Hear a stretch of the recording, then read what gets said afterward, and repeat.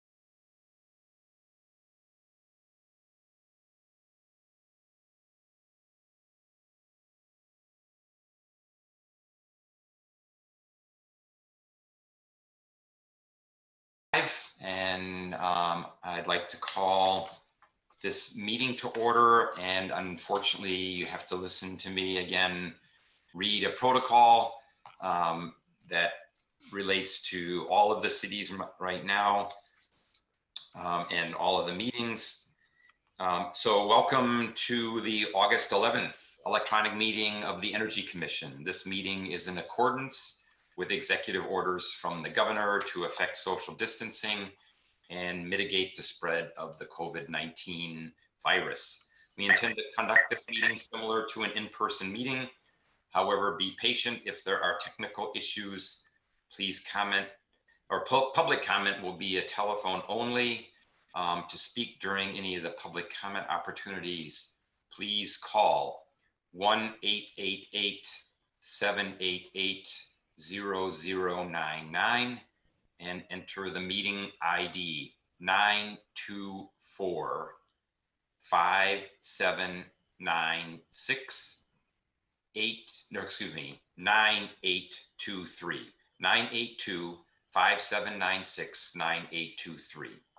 This information is also available on the agenda in the public notices section of the city website and the broadcast of this meeting on CTN channel 16, AT&T channel 99, and online at www.a2gov.org/watchctn. So thanks for bearing with me. Josh, could you go ahead and do the roll call? Yeah, sure. Chair Mirsky. Here. Soon to be Commissioner Kerber.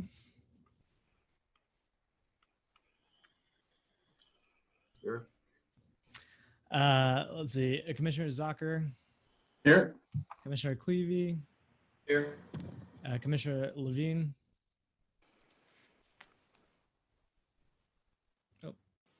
Oh. Yeah. All right, Commissioner Schreiberg. Here.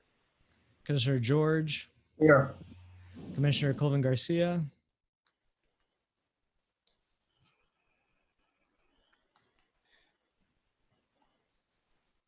Carlene, you need to unmute.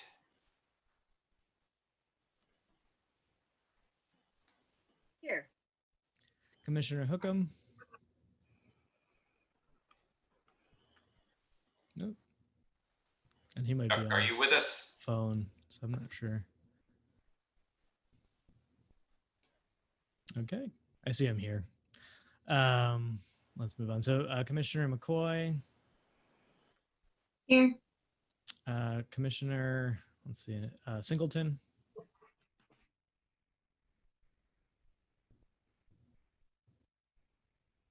Nope. Julian, we don't hear you. Yep. It seems like you're unmuted, so it might be an issue. You're not on mute anymore, but we don't hear you. There, now we go. All right. Okay.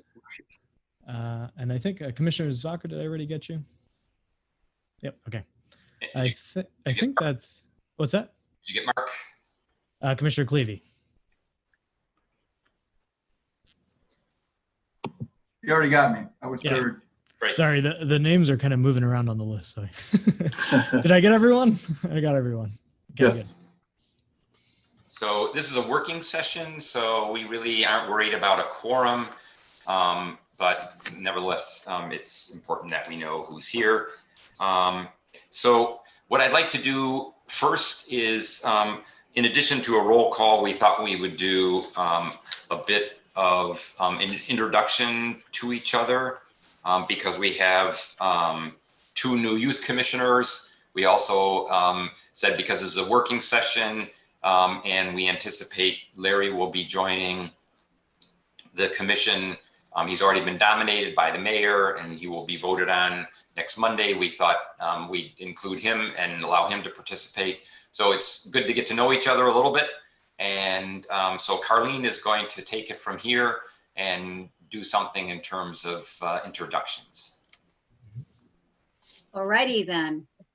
So John and I talked for a little bit, and we decided that it would be good to do something a little bit different to start out this month's meeting.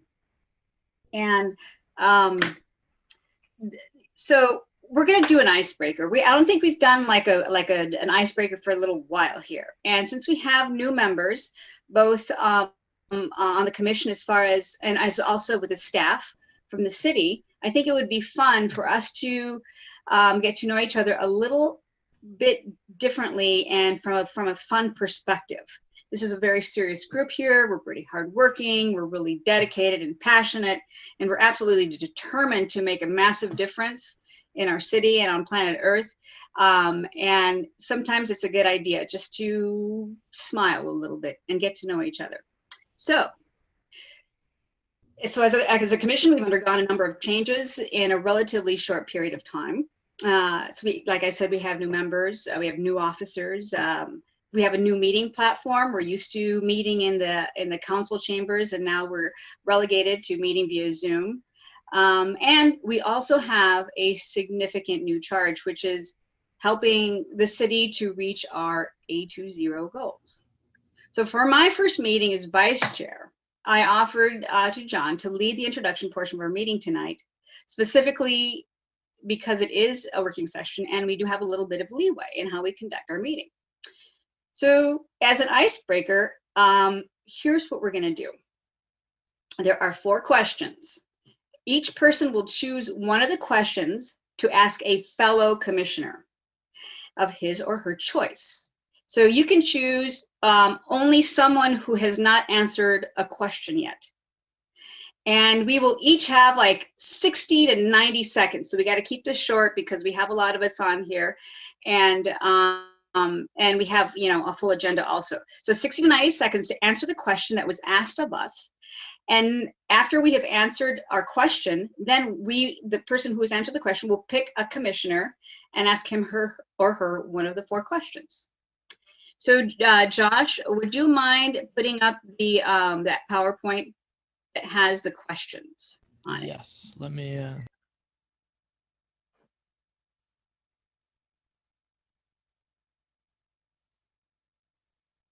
And I'm going to demonstrate. I'll start and then demonstrate. So the 4 questions are: what's your favorite place of all places that you've traveled? Question number 2 is: what is one thing not related to your being an energy commissioner that you would like us to know about you? Then there is: what sport would you compete in if you were in the Olympics? And then the last question is: what is your favorite time of the day and why? So there's kind of a smattering, some variety of options here. And I'm going to start. I'm going to ask John. What is your favorite time of the day and why, John? So I just want to interrupt really quick. It looks like Bridget's in the participants, attendees area. Need to let her in then, maybe. Thanks, Ember. Good catch, Ember. We can't let Bridget not participate on this. Okay, Bridget, are you there? She should have just joined.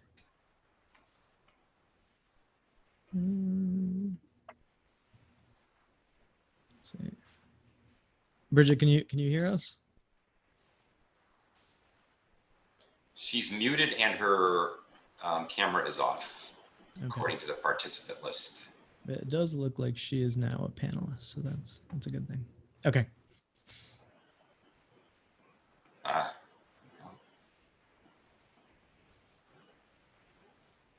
Okay, I'm here. Zoom made me reload the app, and it's different than the last time I was on it on my phone. Sorry. That's all right. Okay. Welcome, Bridget. Thanks. Remember, Bridget, we're doing a little bit of icebreaker. We'll let you figure it out. We haven't really done a whole lot. So Carlene asked one of the questions here of me here and what's my favorite time of day. I'm generally a morning person, so I like to get up in the morning. It's quiet, it's peaceful. I generally get up in the morning and I go from my bedroom to our study and I look through email, I read the Arbor news, and then I move to our kitchen and have breakfast, where I generally read the New York Times and also look at other news feeds. At this time of year, we have a little Florida room off of our kitchen, so I'll often sit out there and do those same things, eating breakfast and reading in the morning. And that's a nice way to sort of ramp up the day for me. My wife is more someone who likes to stay up late and get up late, so it's something where I have time to myself and she can get an extra snooze in. So morning is a nice time of day for me. Okay, so now you get to pick a commissioner and ask them a question. I would like to ask Commissioner Zucker, what is one thing not related to you being an energy commissioner that you would like us to know about you? And with that, we're going to hopefully be able to ask you all kinds of other follow-up questions. Oh, great. Or a beer or whatever else someday. Yep. And just for everyone, Zucker is the last. It's like soccer with a Z. So it's all right. So one thing about me. So I guess just kind of I'm really into kind of gardening and organic sustainable gardening. That's kind of really what kind of led me down this path of getting into more and more sustainable stuff. So got about, I don't know, 5 different ways of composting, including worms in the basement and some like 8-foot tall tomato plants that are having a bumper crop of tomatoes this year. And then I also highly recommend planting clover in with your grass. Although the rabbits seem to really, really love it, and hopefully it'll keep them away from the hostas and the other things. Although our dog likes to bark at them, and she blew out her ACL chasing a rabbit last year, so that's about $2,000 to fix. But yeah, that kind of got me down the path. Native plants, have a rain garden, a lot of native plants, and little bee houses, and all that good stuff. So. We already have something to talk about other than Rivian. Yep. Next meeting, expect some follow-up questions. All right. Yep. Your turn, Jay. Let's see here.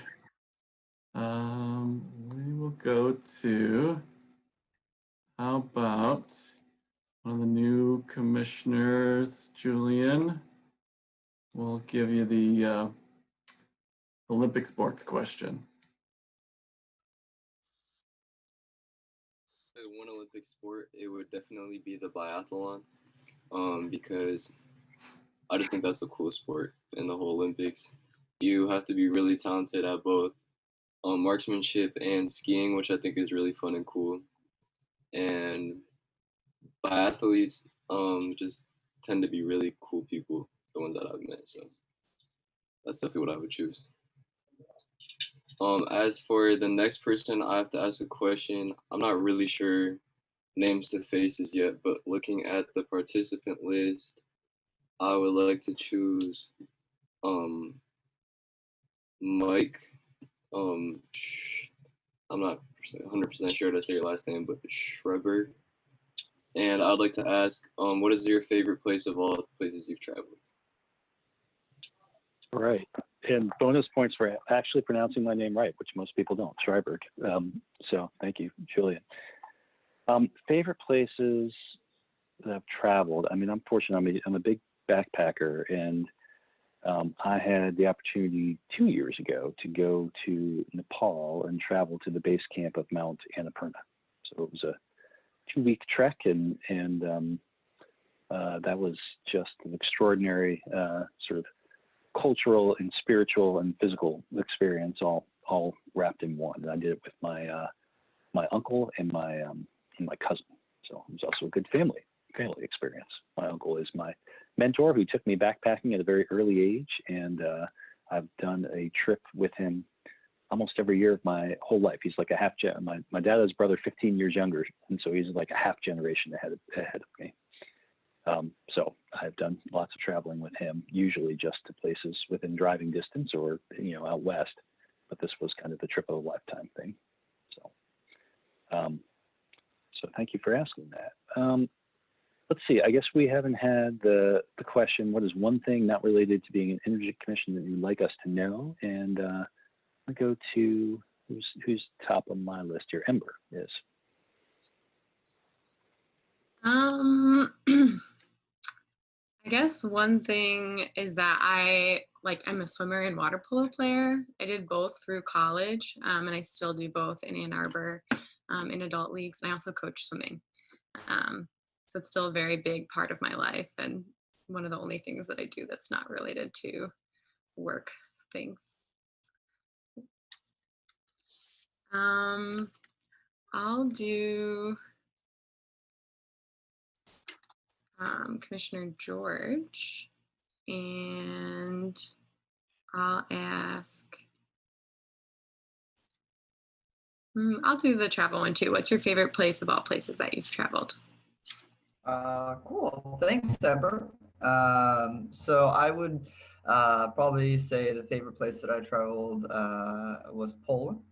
I went there for a 2-week trip when I was in college as a really unique program that my college did, where we went to a historically Jewish cemetery in Wrocław, Poland, and we did repair work there. The Jewish community there was heavily devastated by the Holocaust, so the cemetery that has a lot of Jewish graves from before the Holocaust, from the 1930s, 20s, and back, has fallen into disrepair. So it's a program that my college started up and has been maintaining.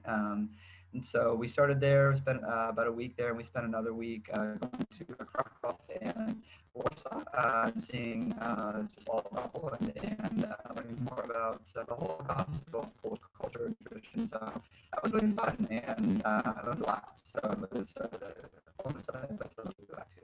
So, but yeah, it was a really cool time. It's so far.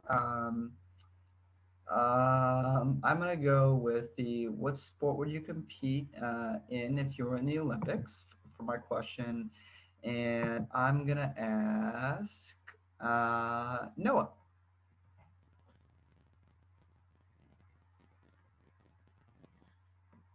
Let's see. I'm gonna have to go with recently added sport, which is something I already do, which is triathlons.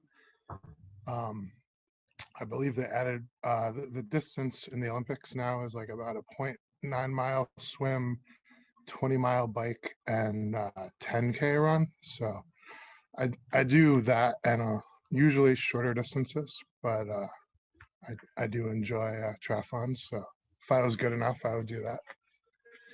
Let's see, who haven't we gotten to? Noah, we look forward to cheering you on then at the next Olympics.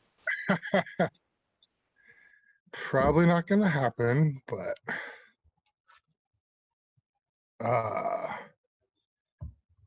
let's see. Mark, I will go with you. Let's see. What is your favorite place? Well, I guess a lot of people have already done the travel one, so I guess what is your favorite time of day and why?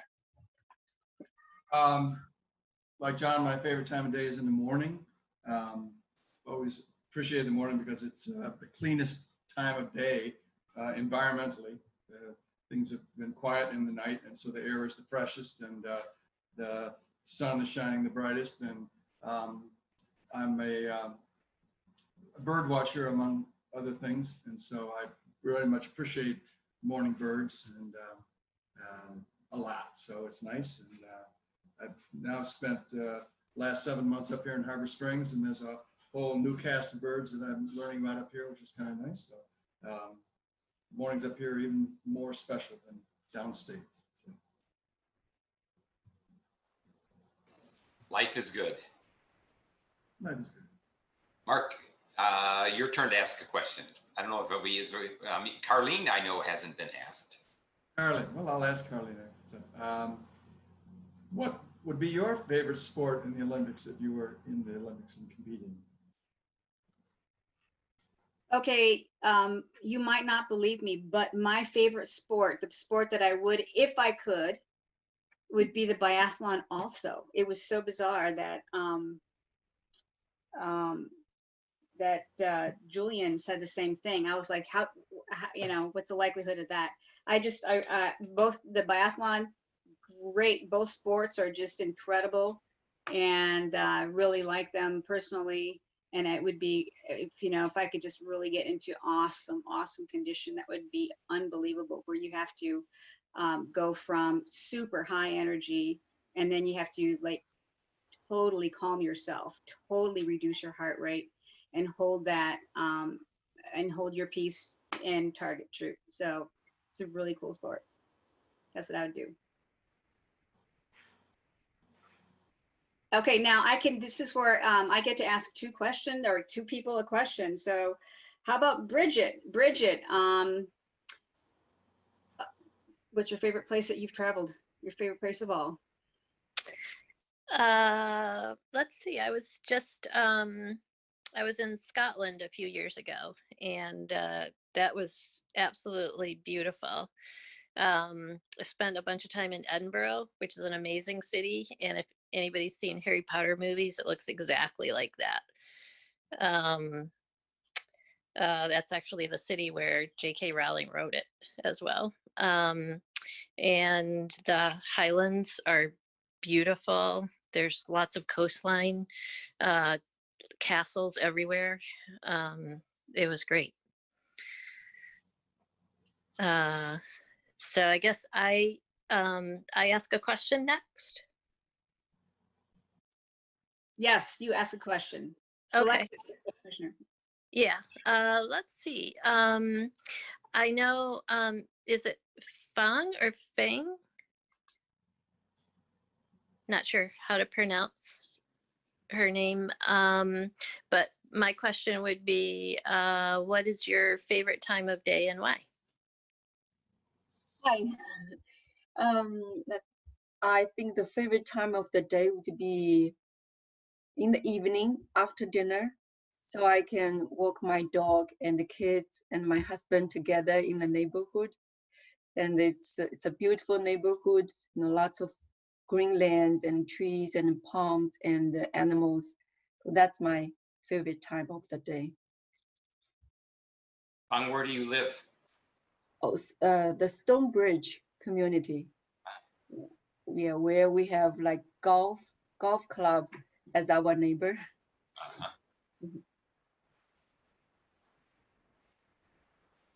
Great. So I would like to pick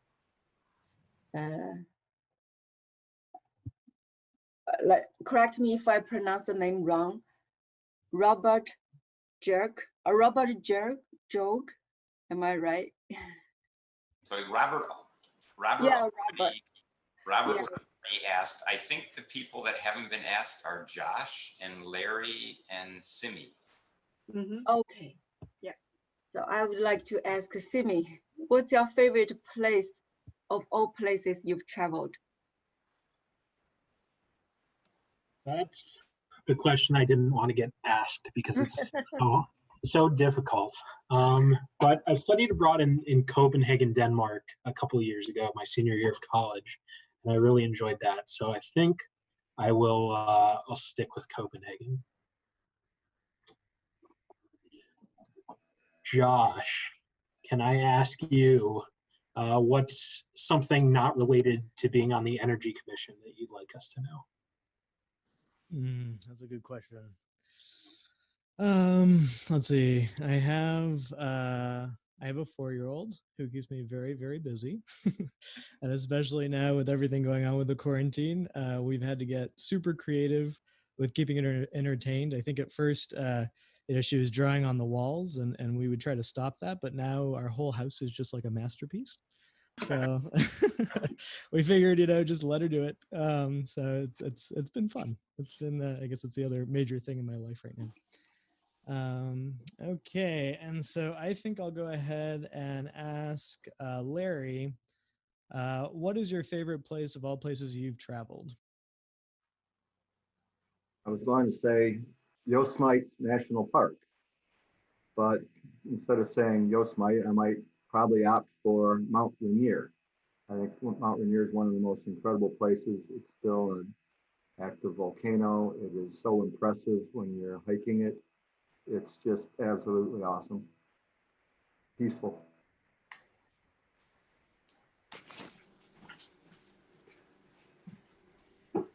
Arlene, is that everybody, I think? Yes, I think that's everyone. And this is really cool. I really enjoyed this. I hope all of you did also. Wait a minute. Chuck hasn't answered a question yet. So Larry, you can ask Chuck a question. Chuck, now that the crib is gone, what is your favorite place? I'm not sure you can hear me. Can you hear me? Yes. Yes.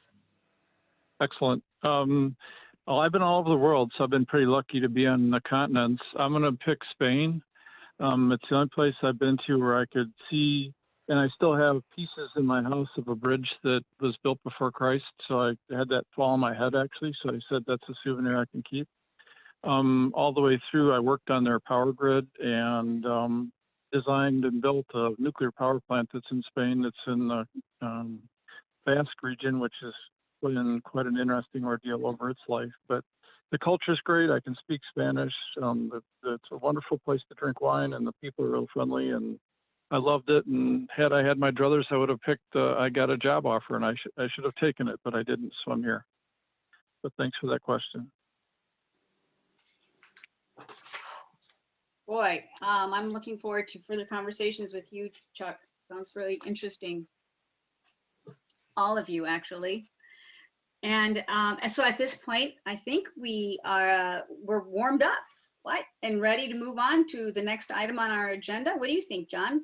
I think so. So thanks a lot, Carlene, and it was fun. And I think we need to do something like a picnic or a potluck or a beer kind of thing where we can pick up on a lot of things that we know about each other, and so we can relate to each other on a level other than just commissioners sitting behind a podium, so to speak. So we've got next on the agenda is approval of the agenda, which is actually pretty short. I'll just go ahead and read it so people don't have to refer to it. We have the energy report from Josh and news from the Energy Office and Commissioners. We have a first reading of the EV readiness ordinance, and then we have a review of our tasks and priorities for the next 12 to 18 months. And then finally, items for the next agenda, and then we'll adjourn for the evening. So anything else to add? So can we have a motion then to approve the agenda and a second? So moved. Second from Jay.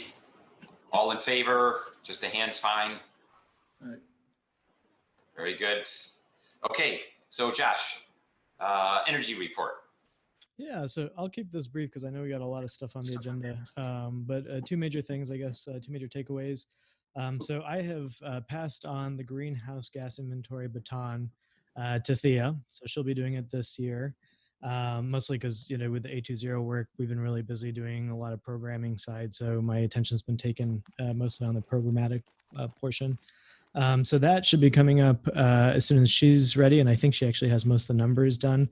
So I think that should be coming up in the next month or so. So I'll let everyone know either next meeting or the meeting after that when we can expect an update on the greenhouse gas inventory.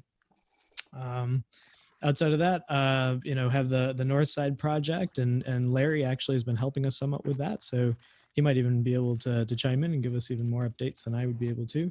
But yeah, things are moving forward. So it's a lot of good stuff. I do have a question about the Northside project. What are the dates for installation? And yeah, so Larry, would you like to? Sure. I think the permitting process has begun. It's been submitted to city building department. So we're waiting to get the approval before we start the project.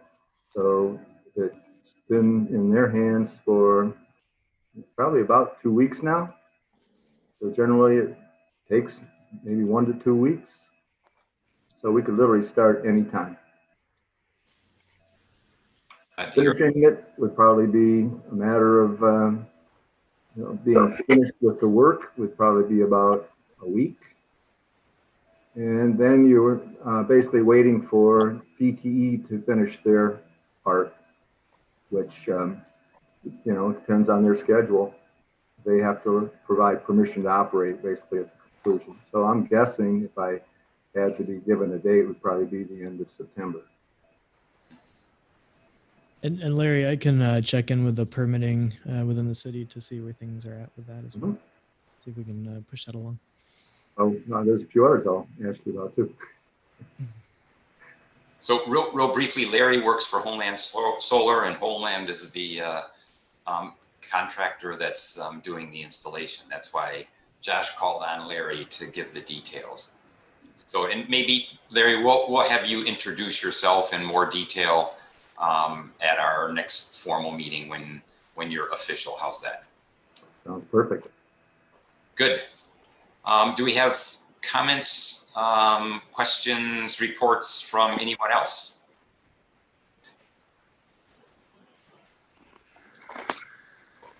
I have something. I gave Josh a copy of a presentation I gave. I was asked to be part of a thing called a solar series, which are solar users describing their system. It's sponsored by Great Lakes Renewable Energy Association and the MIS Sun, which there are now 11 chapters across the state. So those are posted. I just gave it to Josh for information purposes. I think the PowerPoint's available if you want to look at it. You can get it from Josh. If you have any questions, I'll be happy to answer them at some future date. And Mark, I actually sent that out before the meeting, so everyone should have an email with that presentation. So all of those are posted on GLREA's website, or going to YouTube and looking up GLREA, and they're all posted there, and they're from all around the state, and they're going to do more. And Larry, I hope you will do your Northside project on the solar story in the future. So great stuff. Half of the people that are in there are Homeland Solar customers, so it's really nice. Thanks. And Mark, it might be good to know that that Northside project also has a battery storage component to it too. So it should be nice as far as making a resilient site. Pretty excited about that. What's the size of that battery storage? Well, how big is it going to be? It's 2 batteries, 10 kilowatt hours each. Wow. So does Northside actually have that much usage, that little building there? Yeah, it does. It's quite significant. I think it's because it's not just the building. I assume it's also the whole facility. Probably a lot of lighting. There's, in that particular area. So, yep, it's quite a large. You'd be surprised. You know what? Actually, there's probably lots of from the refrigeration for the food, because they do food distribution out of that building. They do. Mm-hmm. Okay. That's cool. Who did the design for that, Carlene? I did not. I didn't have anything to do with this project.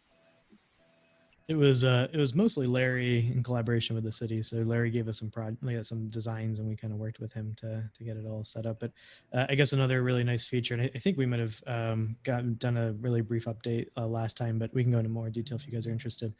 There is a ground-mounted portion as well as a roof-mounted portion. The ground-mounted portion we were thinking would be a really good educational piece for the citizens to kind of see solar upfront and personal. And Larry has actually been working on, Larry and I have been working on kind of having an information inside the actual building, kind of an information section where basically there's plaques that explain each of the different components and how they work. So we're really excited that this will be not only a resilient center with solar, but that it can also be kind of an education moment for the community. So I'm pretty excited about it. So speaking of an education opportunity for the community, is there any way that we can get an announcement a few days ahead of time for when the installation will begin, so that we can post it on Next Doors for folks just to come by and watch the installation go up?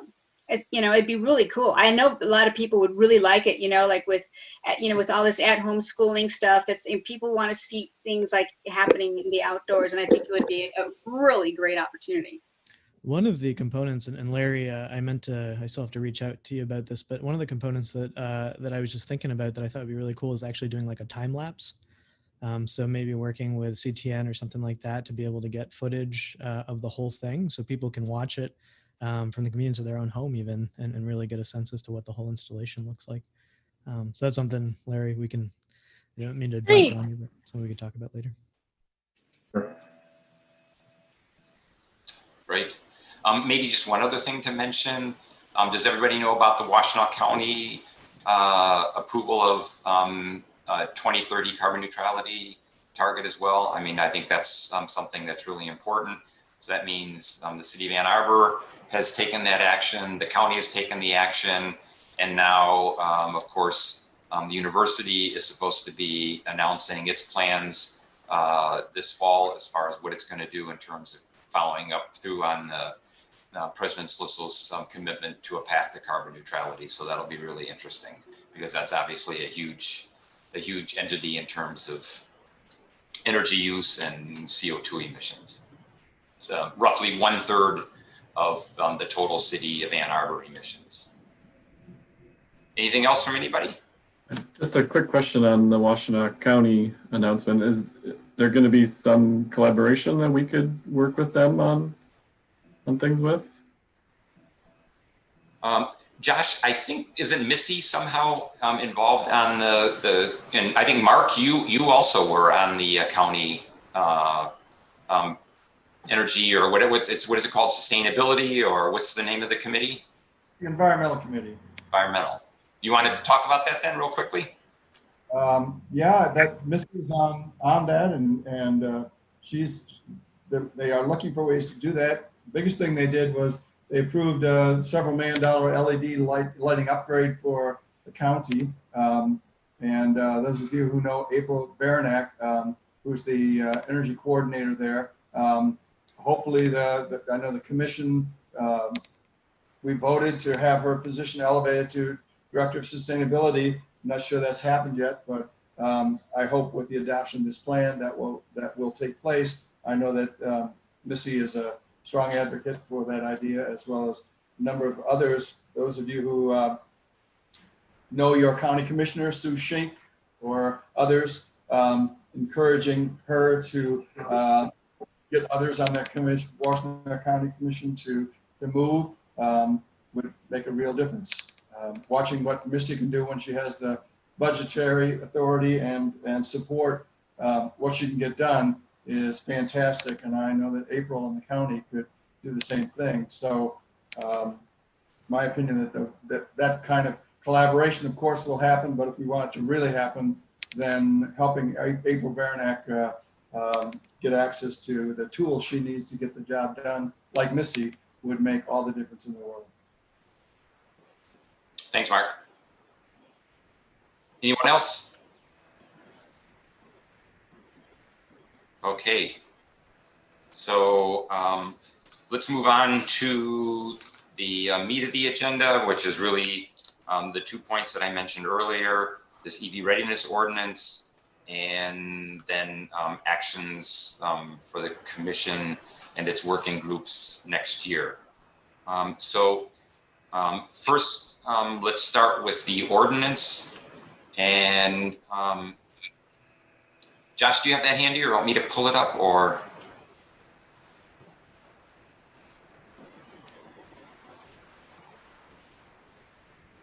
Perfect. So I sent this out to everyone before our meeting. I think it was like on Friday or Saturday. I hope everybody's had a chance to look at it. We've talked about this multiple times before, regular updates in Energy Commission meetings, and we talked about it in the last meeting. And what I'd like to do is, so maybe just from a process perspective, start with that. And that is, this is our first reading. We can't actually vote on this tonight because it's a working session, but we can introduce this. And the intent is that we would be on record in addition to the Planning Commission in supporting this type of ordinance. And that would happen before it's projected that the city will take it up and the forecast is that that will happen sometime in September. So we're doing this just in the nick of time. And because we have a lot of other things on our plate, and we'll have an opportunity to discuss this in detail when we formally address it, I'd like to try to limit this section of the agenda to roughly 15 minutes. So real quickly, you can see I put together a memorandum. This is just sort of following a standard process that City Council uses when they have resolutions. And then on the second page, or on our right, is the body of the resolution.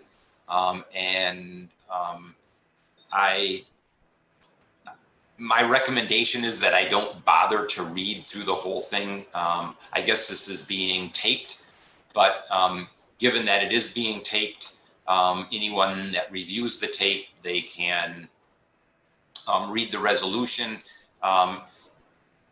Josh, quickly, is this, I didn't see this posted on Legistar. Could this still go up? Yes. Yeah, we can go ahead and post it on. So if we can get that up on Legistar, not only for this meeting, but then also for the first meeting in September, which will be on September 8th, or our meeting in September, which will be on the 8th, that would be great. So I don't intend to read through this, but what I'd like to do is open it up for discussion. And if I could, I'd like to actually call on Mark, because Mark did something similar where I sent this out, and then Mark responded with a proposed amendment to everyone. And so I'd like to give him the floor and an opportunity to read what that amendment.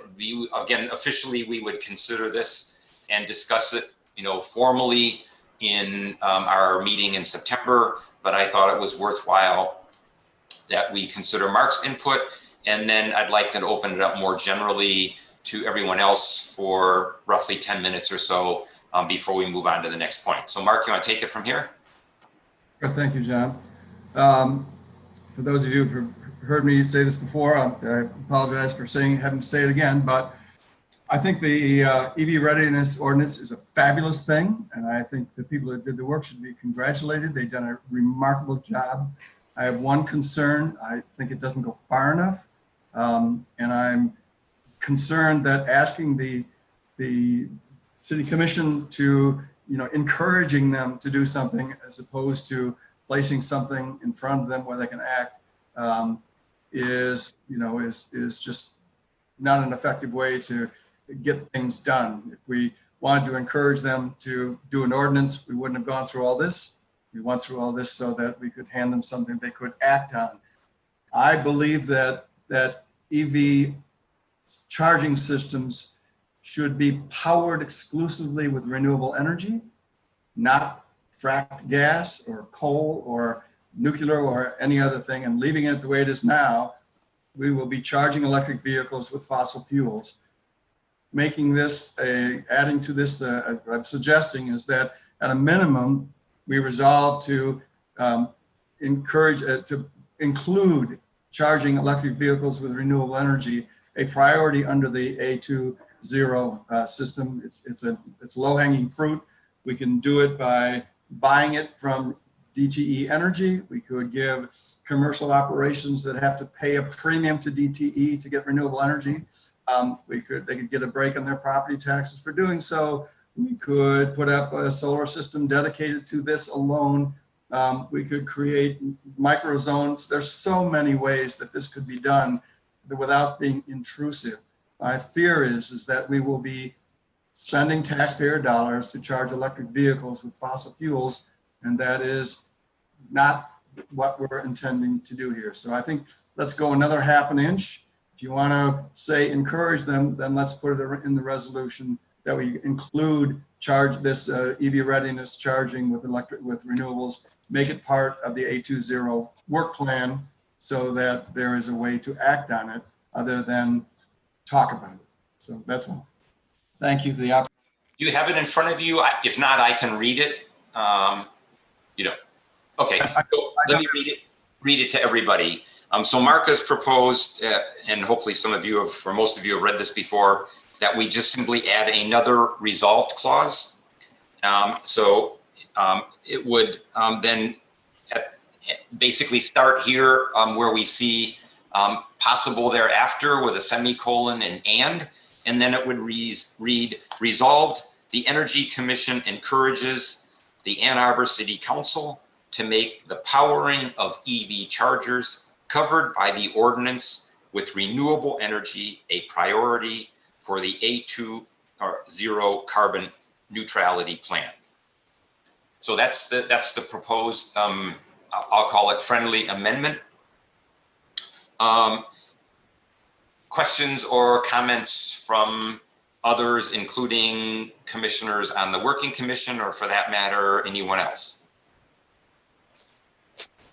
Yes, I've got a comment. I guess overall, I completely agree that I want everything in Ann Arbor to be powered by renewable energy, including EV chargers. Don't know, and we've kind of gone through. We've got a white paper on kind of all of the difficulties of that we could get into, but and to me, it does seem a little bit potentially redundant. The strategy number one of the 820 is to power the entire electrical grid with 100% renewable energy, and the how to dictate or manage which electrons go to which outlets, whether it's a car outlet or a home outlet or other things, I think would be quite difficult, which we've kind of summarized in our paper that we could go through. I don't know if we sent that out before, we could send it out again. So I don't disagree that obviously I think the whole goal of everybody here is to get everything powered by renewable energy, but I don't know that we've got a good way of managing that within our parking ordinance as it's written. But if we want to show support for powering by renewable one way or another, either in here or through 820, I'm kind of fine either way, I guess. Other comments or questions directed at Mark or anyone else?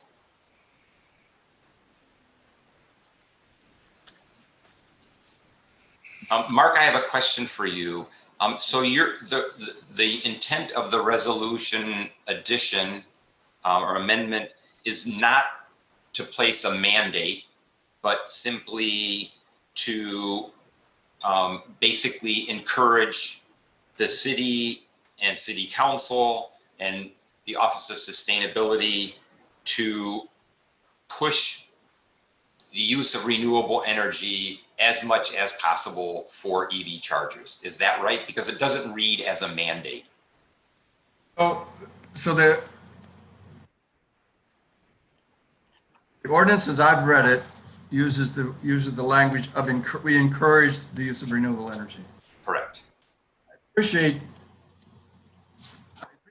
Jay's position. I think that if we're going to reach 100%, it's not going to be a light switch. It's going to be step by step, drip by drip, until we finally reach a critical point, a tipping point, and then we'll jump to full renewables.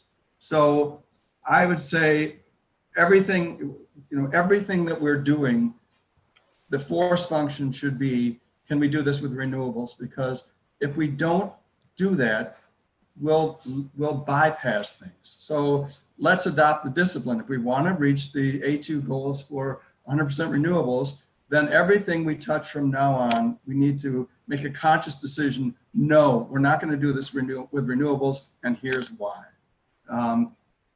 The word sustainability, I did a study with, and Birgit also was part of this activity, looking at the cities, how their capital improvements plan. Sustainability was part of the capital improvements plan for almost 10 years, and virtually nothing got funded using the sustainability stuff under the capital improvements plan. And it took a sustainability director and a new city manager, and more importantly, a new assistant city manager, to sit down and actually put teeth behind the goal of sustainability in capital improvements. This is the same thing.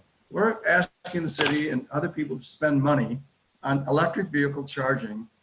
We might as well go the next step. If a commercial business literally cannot afford the extra money to go to DTE to buy renewable energy, and I certainly appreciate that because I think DTE should give it to you less than fossil fuels, but we'll leave that aside. If they really can't afford it, and this is a financial burden to a commercial business, then lower their property taxes accordingly to meet our plan.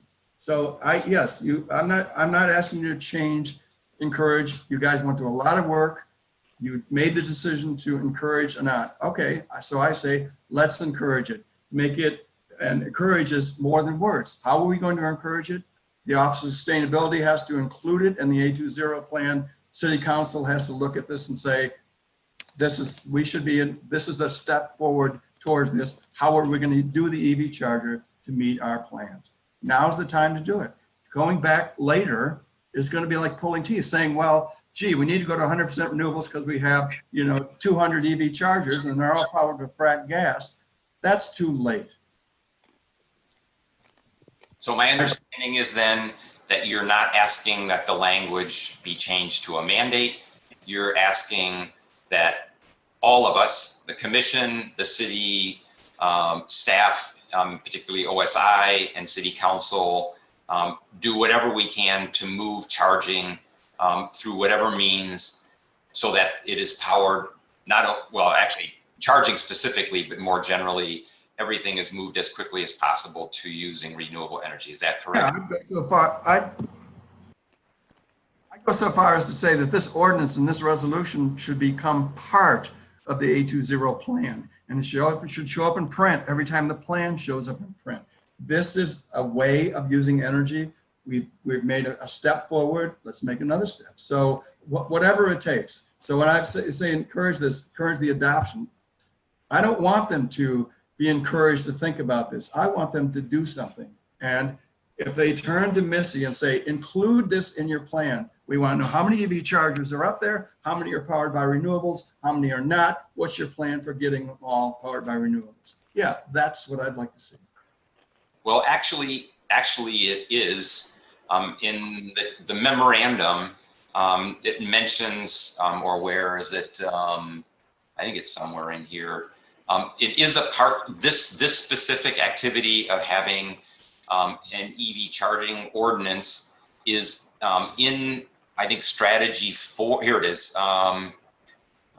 Strategy 2 calls for Ann Arbor to switch all of our appliances and vehicles from gasoline, this is on the left-hand side, yep, propane, etc., to electric. And sub-action 6 under that strategy states electric vehicles will replace ICEs, and that we also intend to expand the local EV charging infrastructure. There's actually an action in the plan that mentions specifically the ordinance. So it is officially in the plan. What's not there is that they will be powered with renewable energy in accordance with whatever other part of the plan says we want to get to 100%. We need to tie those two things together. Okay. So we could reference those two things in this, and then reference, we want to go to 100%. So the way to do this is to tie these things together. That's what I'm suggesting. So I said 15 minutes, we're at 15 minutes. We'll have an opportunity to discuss all this. Mark, I would encourage you to read in detail and maybe respond to the white paper that Jay mentioned. There's some concerns that we have in terms of, we're requiring that commercial entities put in EV charging as capable, ready, and installed. And the question is, if they go from capable to ready or ready to installed, the number of spaces increase, the demand will increase. There's no way of knowing how they will do that, so there's no ability to do enforcement. The only way that would be required is requiring separate meters. The same thing would be for people. If people have 1 meter and they put EV charging in, we would effectively be mandating that they switch to EV renewable energy for their entire home, or at least the percentage DTE allows from the My Green Tower, different percentages. If their use were to go up, or if they were to go from EV ready to EV installed and actually use a charger, we wouldn't know that. So there's all kinds of, we see there's a lot of issues that are fraught in terms of actually enforcement and knowing that there's something that we're saying that someone must do without knowing whether actually they're doing it and whether their usage changed, whether then how we would then know that and how we then enforce it. So that those are outlined in the white paper.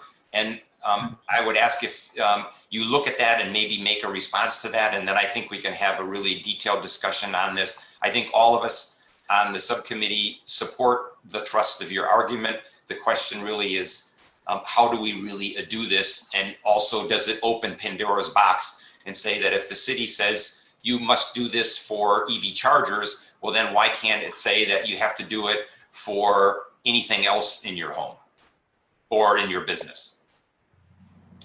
So if you can look at that, that would be great. And then we can have really an informed discussion in the meeting on September 8th. Send me the most recent of the white paper, Jay.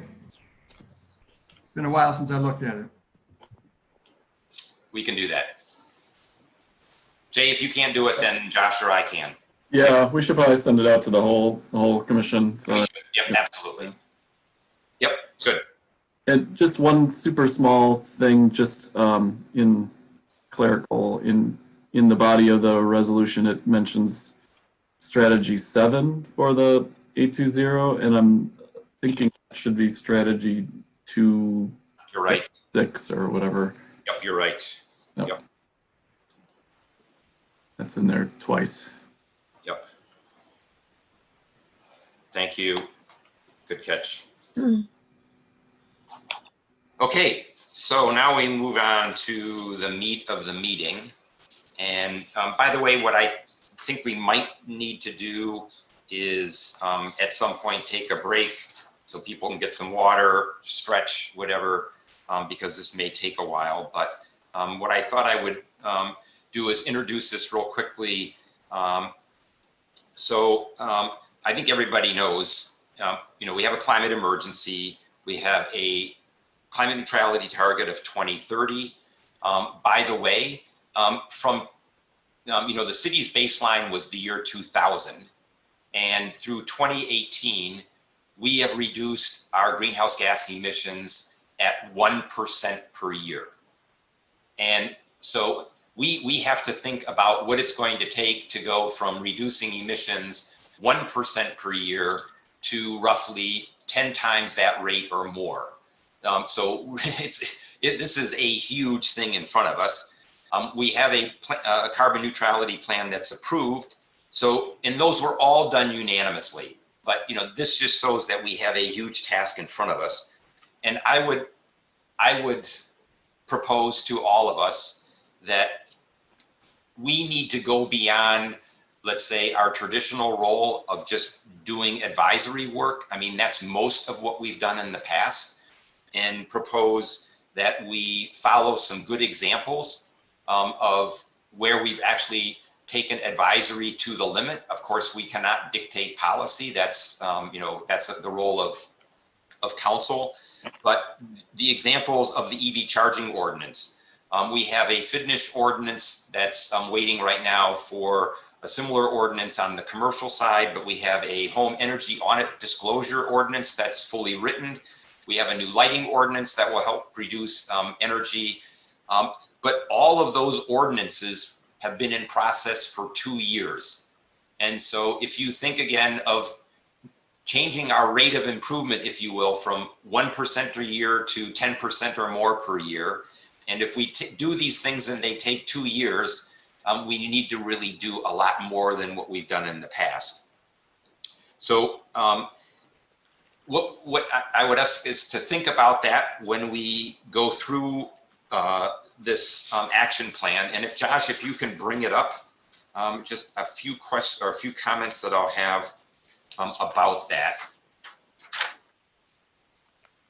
Can I just interject something? Yeah, absolutely, please. I think that the example of stepping beyond just the advisory stuff, the most recent example that I know, in addition to what you described, is pulling off the volunteer project to get solar installed on Fire Station 6. So talk about go beyond just advise. I think that we haven't gotten, no one is telling us not to do this. And I think we should just do it until somebody tells us we can't do it. And, the more we can get real solar installed, real windows installed, real light bulbs changed, real things done, the better off we're all going to be. So as to that point, really quick, Mark, as some of you might know, we had a solar RFP for a bunch, a handful of all the buildings that we have throughout the city. A lot of them the largest users, and we went through, took a look at all the solar potential, and that RFP was sitting on Missy's desk for some time, mostly because of the attorney's office. So an inability to kind of move it forward, specifically based off of, I would say, the unique financial structure which was being recommended. And so because that has taken a while to try to get through, I've been talking to Missy specifically about trying to advance that fire station model on these sites to see if nothing else, picking out the ones that make most sense to have volunteers on it, because I think it's just a win-win all around. I mean, you get community members involved who really get to understand, see the process, brings down the cost. It's really great. So stay tuned. We'll see what the ultimate verdict is, but I think it might be a direction we're going. Thanks, Mark. Great input. And all those people who want to do the Olympics, triathlons and stuff, I think you're strong enough to be able to get up on a ladder on top of the fire station and show up the next one we do. So very good. It was fun. I really had fun participating. Yes. Yep. And I'll also say, the first time around, it was kind of fresh, new. I think we learned enough from that example where it's going to be a lot easier now that we have the template to kind of use that same template over and over again. So I'm pretty excited. We have all the, I guess the legal hurdle is one of the biggest ones, but I think we really have something that could work. So all the safety issues as well. Those were things also that Mark worked on. Mark was a prime mover in that. He really was someone that really pushed that and did a lot of the groundwork, getting that off the ground and leading to. Now we have all the safety equipment now, so we ought to be. There is some concern, I will tell you, among the unions about this project. And so it's something we'll have to deal with going forward, but there ought to be a way to make this positive for everybody involved.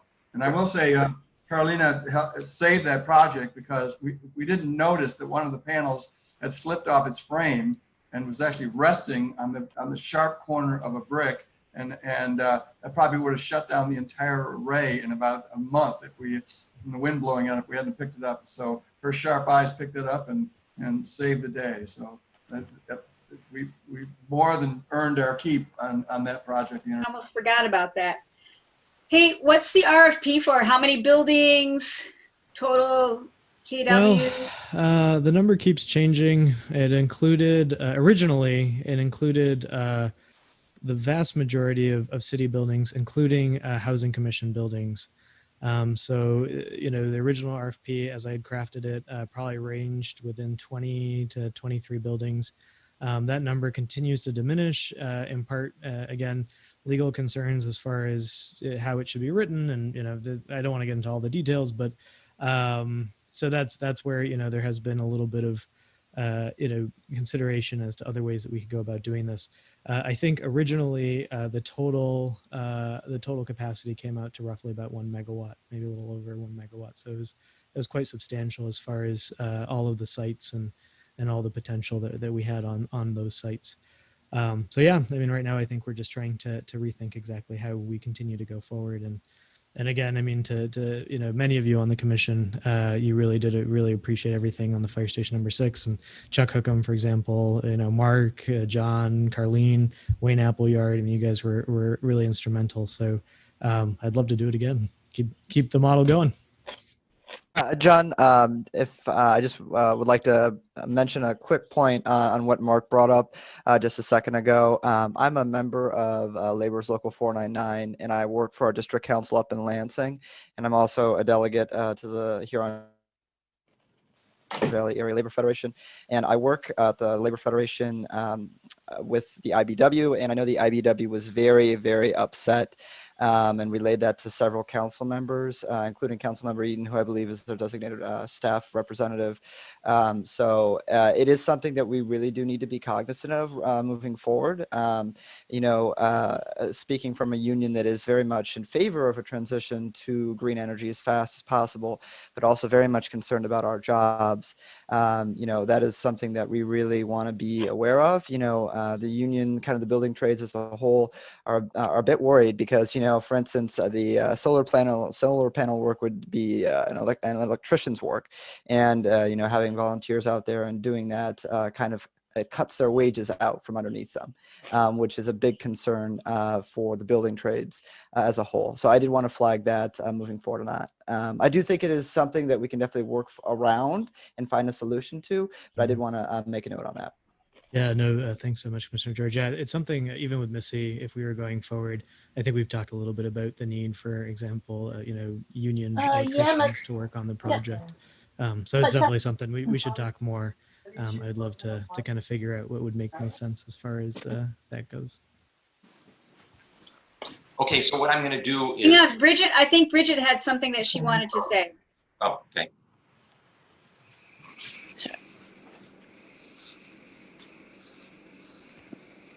Bridget, did you have anything you want?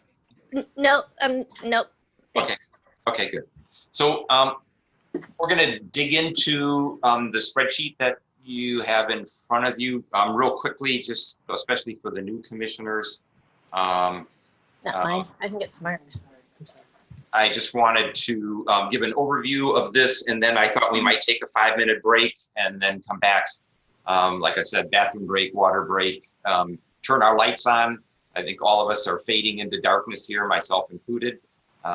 So just to put this into context, last year we decided we wanted to have a number of different working groups. And if you look at column D, you can see what those are.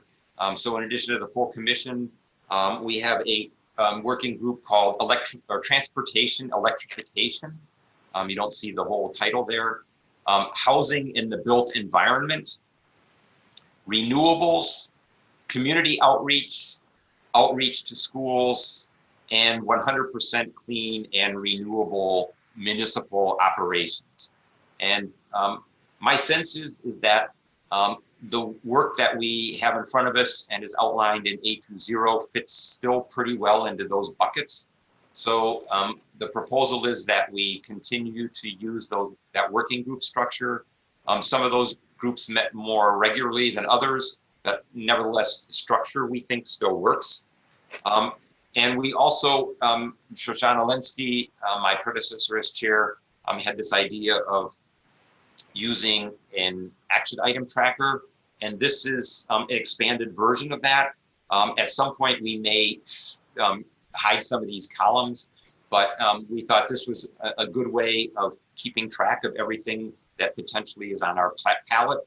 So you can see basically all the different ideas and what the status is, what members are, and actually later on, Josh and I may switch and show the full version of it. And we added a column so that we have not only commissioner members, but we added a column just later today, Carlene and I did, where we would also then name resident volunteers. In a number of cases, we had residents that were very, very active that either potentially at one time were on the commission but aren't anymore. We also have a lot of youth in the community, several of whom applied for youth commissioner positions but didn't get selected. It'd be great to engage them, be a good springboard to serving on the full commission. So in any case, we thought this was a nice format for moving forward. And then let's see, the proposed approach is for today, and I'd like you to think about this when you take your 5-minute break, is that we review this item by item and have questions and discussion. You can see that's going to take a while. It's 28 minutes. Some of these are going to be shorter than others. And one of the things that is important in here is the 820 prioritization matrix, where some of these projects have been identified already by OSI with a priority ranked on a number of different criteria. That we reviewed that. Carlene has offered to be sort of our scribe and capture and fill in comments and questions and things like that. That this would then be, it's actually already posted, but we'll send out the link in the Energy Commission shared Google Drive. So this would be accessible to everybody. And the homework that I would like us to assign and to assign everyone is by 2 weeks from now, so we would still have 2 more weeks between then and our next meeting, for people to go into the document, enter their name where they're interested in serving on one of these, indicating in this additional column who they think might be an additional resident volunteer. One idea Carlene had was we had these technical advisory committee members that help with the development of the plan. So it could be people like that. It could be people from the University of Michigan, students, or Skyline High School where Julian is a student, etc. And then if there's anybody willing to be the owner or take the lead. And that we would put that information in here, and then at our next meeting, we would be able to look at that and see, do we have critical mass? In some cases, we will only have maybe 1 or 2 people or none at all. And those things then we can scratch, especially if there's no one willing to lead it and we don't have any potential volunteers from the community. But this way, then we also see, what we're really going to focus in on. Do we have enough people to actually get the work done between members of the commission and someone willing to step as the lead, as well as resident volunteers? So what I would propose is that with that in mind, you think about that, we open that up for discussion about how we then structure the rest of the meeting. If it's okay that we work through this list, there are questions that are noted here. Some of these Josh can answer. You may have other questions, but the idea here is to understand what the task descriptions are and whether or not you would be interested in working on it, and whether you think we can recruit people to actually start working on some of these. And I think it's also important that we also think about not trying to eat the elephant, meaning doing everything in the first year or 2. This is a 10-year plan. So we don't have to tackle all of these in the next 12 to 18 months. We should work on what are the things that we really think we can handle and go from there. So hold your comments for now if you don't mind, and we'll take a break. It is 7, let's see, what does it say by my, I'm not full screen, but let's see, 7:18. So let's say 7:23, we all come back stretched and refreshed and take a few comments before we dive into this. Hey, John. Yes. Before we break. Yes. So my document, there's a bunch of rows that where what it is getting cut off. Yes. Is it possible to? And what I can do is I can share actually, this is like a PDF of it. Josh has entered some stuff, I think, where he's put his name in and what's completed and stuff like that. And I'll go into the raw document and where we can see all of the lines in the full description and all the questions, etc.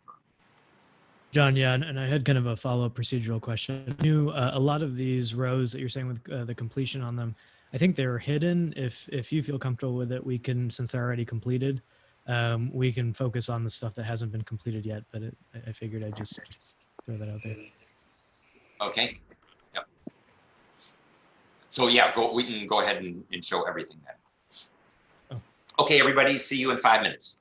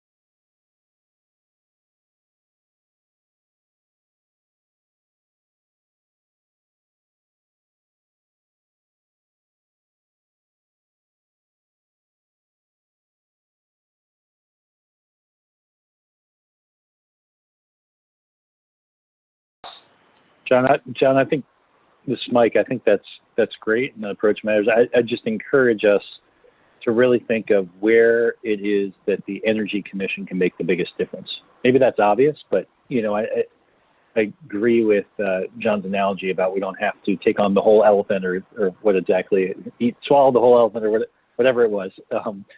But so I just want us to be really strategic and targeted, because I think we can have high impact if we pick our spots wisely based on the highest impact from a greenhouse gas perspective, but also the highest impact that we as an Energy Commission can actually influence. So that's I've been looking through this list with that lens. I encourage others to do the same. Others, comments? I think it's good plan. To just go through it today and let people go into it on their own kind of keeps people from being on the spot. So we just need to make sure we get the people that weren't in attendance today, make sure we get that message to them as well. Yeah, I also think it looks like a pretty good path forward. It'll allow us to kind of continue to do some more reading. I know I went through and kind of picked the groups that I thought I would be the most interested in, and then we can go. I assume, I just wanted to clarify. I guess this is kind of a question too, John. That once we kind of get the groups that we that for the newer commissioners to get involved in, and then I see that each group, each working group has an assigned project or a list of assigned projects, that it would be with that working group would then choose from those assigned projects which items they would take on. Is that correct? I would say that's generally correct. So, okay. And without having this hard and fast in my mind, certainly, and the working groups could potentially decide to do it differently. By the way, Carlene and I discussed this in advance, so I think we're generally aligned. But so there could be working groups, and the working groups could meet, or the working groups could actually decide to split up if there's, again, enough resources into sub-working groups. And so there might be, the housing and the built environment might say we have enough interest and energy and resources to be able to take on 3 tasks, all under that umbrella of the built environment working group, and have 3 parallel groups working on things. It could also be that a working group says, like Mike was saying, we don't have to eat the elephant in one sitting, and we're just going to work on one thing, and we're going to knock that dead in 9 months, and then we're going to move on to the next thing. That sounds great. Others' thoughts?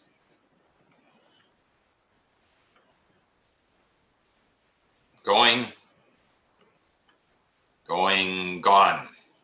Okay, so what I'm going to do here is facilitate this, but I'm going to really ask that other people step in, and in particular lean on Josh a little bit, and really all the commissioners to help us understand each one of these items. We really want to have a dialogue. I mean, if we go through 28 of these and they're 10 minutes each, then we're going to be here for a marathon city council kind of meeting till 3 a.m. So that's not my intention. But hopefully what we can do is get through some of the main issues here, have a general understanding of them, and then enable us to be able to fill this out as we discussed over the next 2 weeks. So the first action is something that Missy suggested, and that is the development of an opportunity assessment for 4 different categories. And Josh, I was hoping you might be able to help us in saying, if you look at the questions, is the task to create these assessments, or are they going to be created by OSI and maybe a consultant, and we're just being asked to review it? Can you tell us a little bit more about this? So that people know what they're signing up? And are there going to be 4? I assume there's going to be 4 different assessments. Because these are Yeah, so I think the thrust of this point came from the idea that whenever we're putting out any of these programs, like even for example electrification, that it's important to constantly assess the situation with homeowners, with the single family, so it's kind of an overarching concept that these things are happening in dialogue. So each of the subcommittees, for example, are going to be in dialogue with these different areas, and that dialogue continue to get feedback, to understand exactly what's happening, what kind of, again, as the prompt says, what the opportunities are. To some of your questions, though, John, it seems like you were thinking much more kind of a something that's basically developed as kind of a footprint to maybe do a carbon footprint for self-assessment. I could see, I don't think that there's anything that's precluding, us from doing something like that, pursuing something that people can, put in some of their information. I will say that we have done quite a few surveys that get to some of these questions. So, and that was kind of part of the 820 plan in general. Surveys that went out to different people to get the sense as to what the opportunities are in these different areas. So again, I think it was a bit broader in scope and something that should be done throughout our work. But if you guys, if the commission sees this as something that they want to develop more concretely as kind of a tool, I think that could make sense as well. I don't want to dominate the discussion. I have a couple of questions still. Others, questions on this?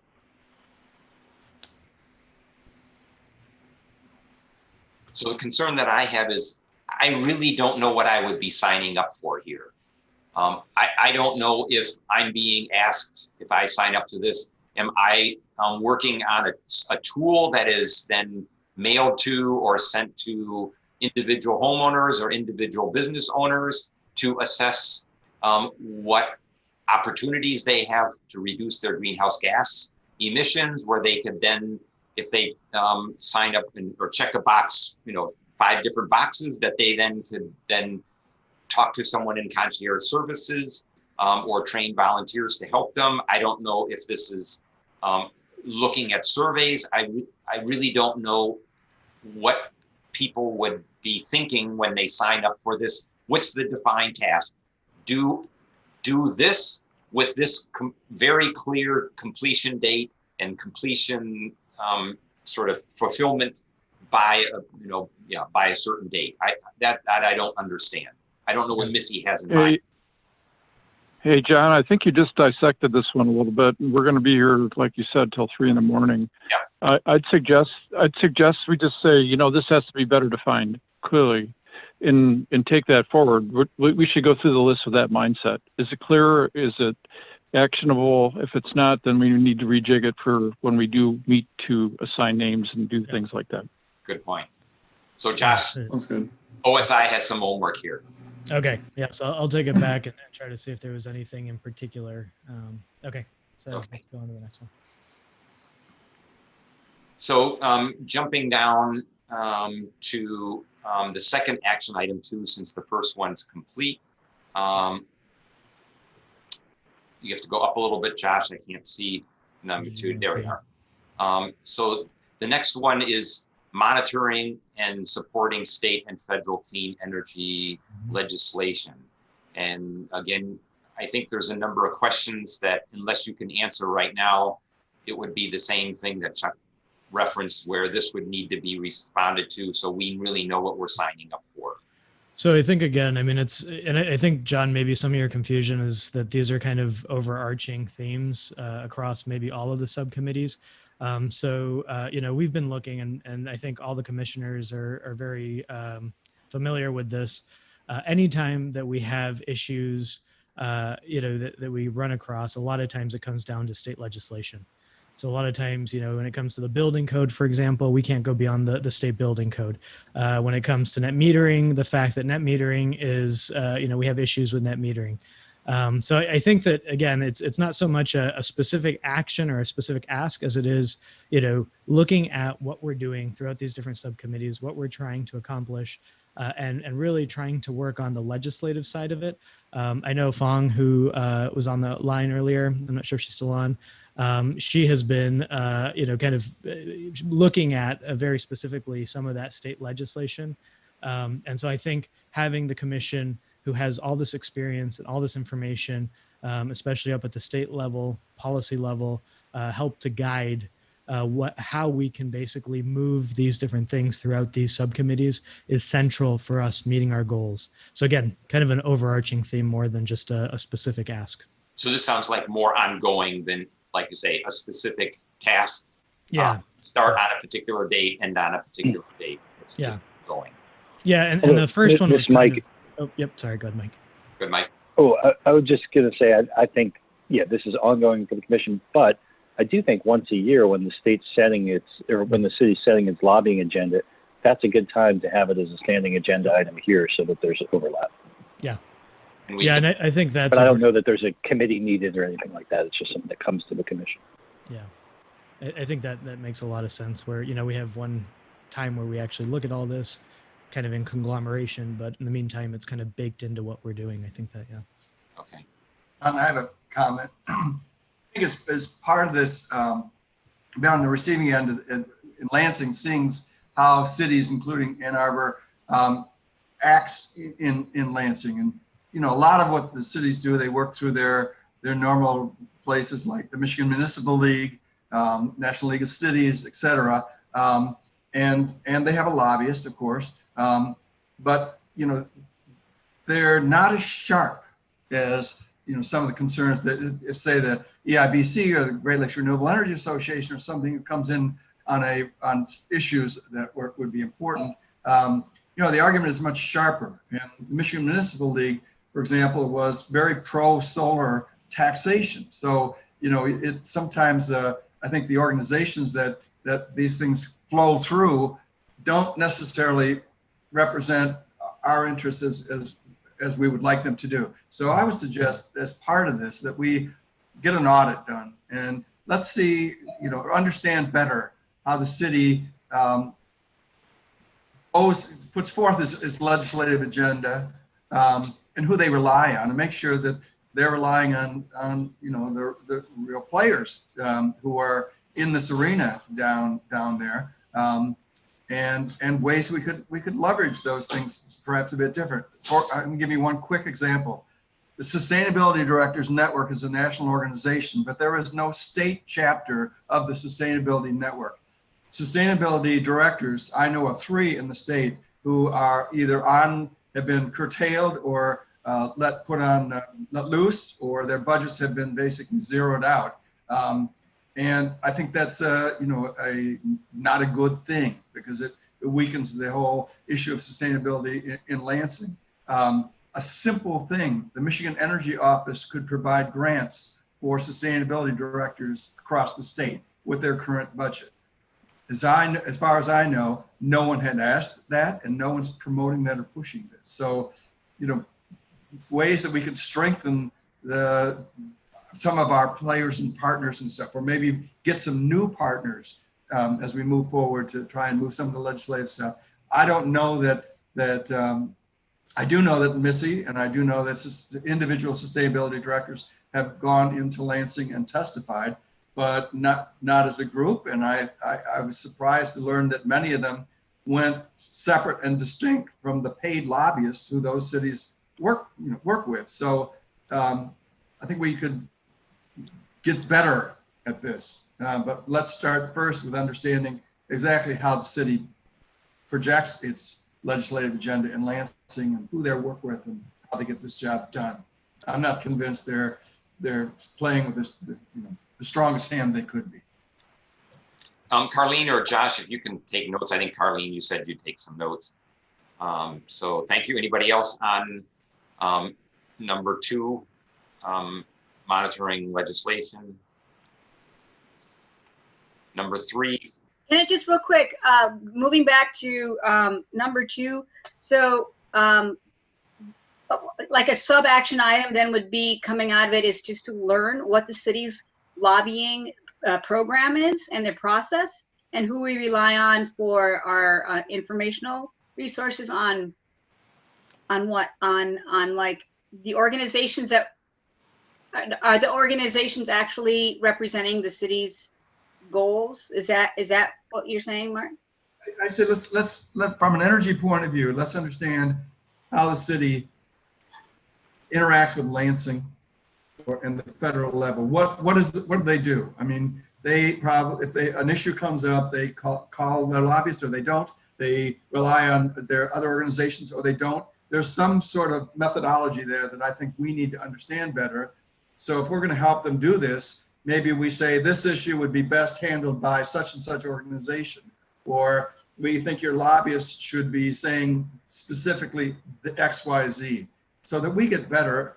I mean, how do we support their legislation? We say, yeah, increase your lobbyist budget and give more dues to Michigan Municipal League. I mean, it's too amorphous.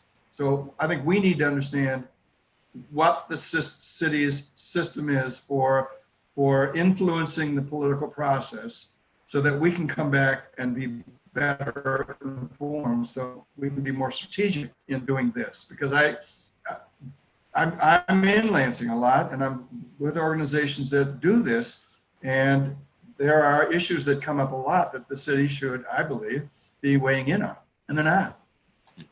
All right, thank you. That's all I have. That's my question. Maybe, I think Commissioner Eaton, or council member, I should say, Eaton, has given us a little bit of insight into that when we put together suggestions for the lobbying agenda, but I think a lot more depth is probably warranted. Let's go on to the next point. I will say really quick, Mark, there are different organizations that we've relied on in the past. A lot of times the process it deals with the MPSC. So for example, if there's a way during rate cases to get involved, we've looked at rate cases as a possibility. So I don't know if you guys are familiar with Michigan Maui, but it's an organization, Southeast Michigan organization, that specifically gets into state legislation. So things specifically in my experiences with streetlights, and sometimes somewhat rate case related things, but they help us in some way. So it's not only, I think, the lobbyist approach, even though that's a really important one, and one honestly I probably have less familiarity with, but there's other tools in the toolkit that we use as well. But anyways. Yeah. Okay, next point. Number 3, support the 820 summit. Again, if people put their name here, Josh, people need to know what they're signing up for. And from my perspective, I don't know what support the summit means. And you can see some questions. Yep. I don't know if anybody else wants to chime in. And specifically to the community outreach working group question, I think it makes a lot of sense to have it within a subcommittee that kind of focuses on this type of thing as far as outreach goes. I can tell you, even personally, I'm not quite sure if a lot of detail has been developed as far as what the 820 summit would look like going forward, but I can ask and try to see. Okay. So dropping down, this is a little bit confusing the way this is, because we've got a mix of old and new items in here. So if we go down to line a row, I guess 11.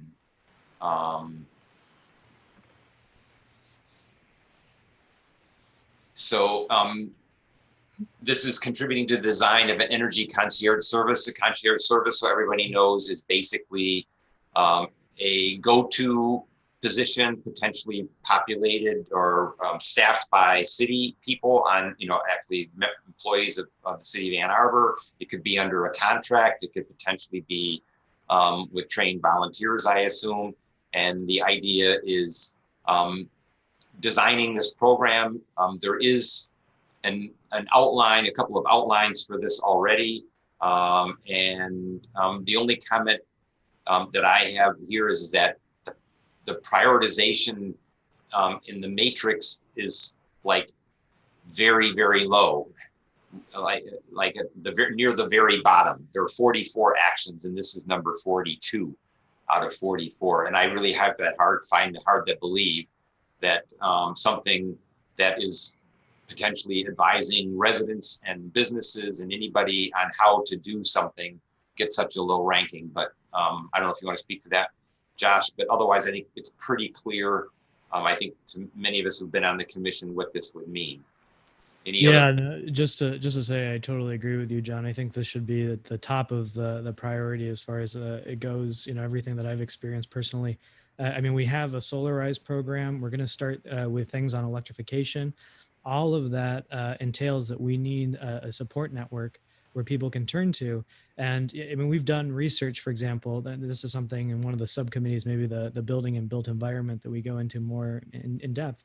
But I've had phone calls, for example, with Boulder and other areas that have concierge services. So we've done some of the footwork for that. I think it's really important that be a central piece in us going forward, especially with the community outreach side of things. Yeah, I was going to say that I think that this one has come up before when we've been talking about things for the community outreach group. So I know it's listed as here as the full commission, but I think it could be set for that specific subgroup, if people are interested in it as well. I also think this one, I mean, we'll talk more about it next time, but I think it fits that definition of things that the Energy Commission can do well. I mean, this is the community city interface, which is kind of where we sit. But I share John's surprise that it was that low on the prioritization. But I wouldn't let that stop us work on it. Yeah, I agree. And since concierge services can deal with everything from energy efficiency to what do I do with my new EV and a bunch of other things, potentially this, in a sense, spans the full commission. And it could be a specific task-oriented group to Ember's point, but it could draw from people that are interested in all these different areas. And the design would potentially have like a tree structure that says, if you enter at the top and what is your question, and then you have different legs depending on whether it's energy efficiency or whether it's solid waste question, or whether it's electrification of transportation or whatever it might be. So think of it that way in designing an overall program. Yeah, not to get into too much detail here, but Boulder has this really great model, and Boulder County and Boulder do it differently. One actually outsources it to a company that basically gets experts in all the different fields. So they have an expert in renewables, they have an expert in energy efficiency, an expert in electrification. And so that way, whenever someone has a question, they get unbiased information. Because a lot of times when you call up a contractor, they're going to sell you whatever they have in their lineup. And a lot of times they're going to be, marketing that to you. So I think that kind of unbiased, there's a lot of different models, but we can get into it more, if this goes into one of the subcommittees. And I think that's really the unbiased part is really important. Not that we get attack them later for saying, well, we sold a much bigger renewable energy system that was necessary. If someone had just done X, then they would have saved $10,000 on their solar system because they should have done these energy efficiency things first, for example. Okay, the next point is row 12. Provide input into the 820 Youth and Neighborhood Ambassadors Program. Josh, any comment on that? So again, yeah, I think community outreach, I think a lot of these are going to be figuring out where they should go as far as subcommittees go. Mm-hmm. But I think it just makes maybe sense. Josh, you and Carlene and I have a quick meeting afterwards, and we might move some of these around. So if we agree that they better fit to community outreach, then we move it from full commission to community outreach, for example. Mm-hmm. Anybody have any questions specifically related to this?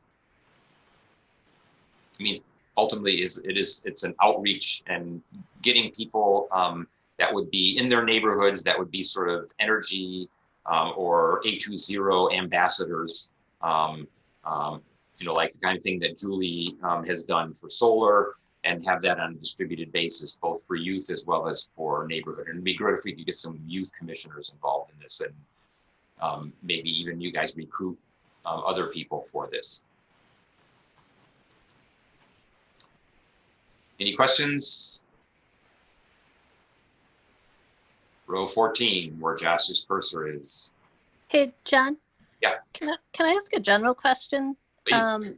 I've gotten a little confused. So what is the ask here? Because we have our subgroups, and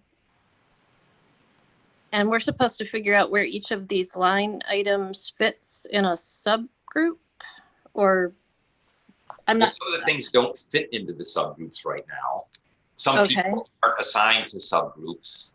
And so what we wanted to basically get an idea of is, to your question, do these belong in the full commission or do they belong in a subgroup?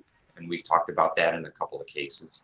And then since we have new members and some people who haven't been involved in subgroups, giving them an overview of what kind of tasks have been suggested by OSI, by the Office of Sustainability and Innovation, and what kinds of things can be derived from the 820 plan so that people can say, yes, I'm interested in doing X or getting more information on X. Does that make sense?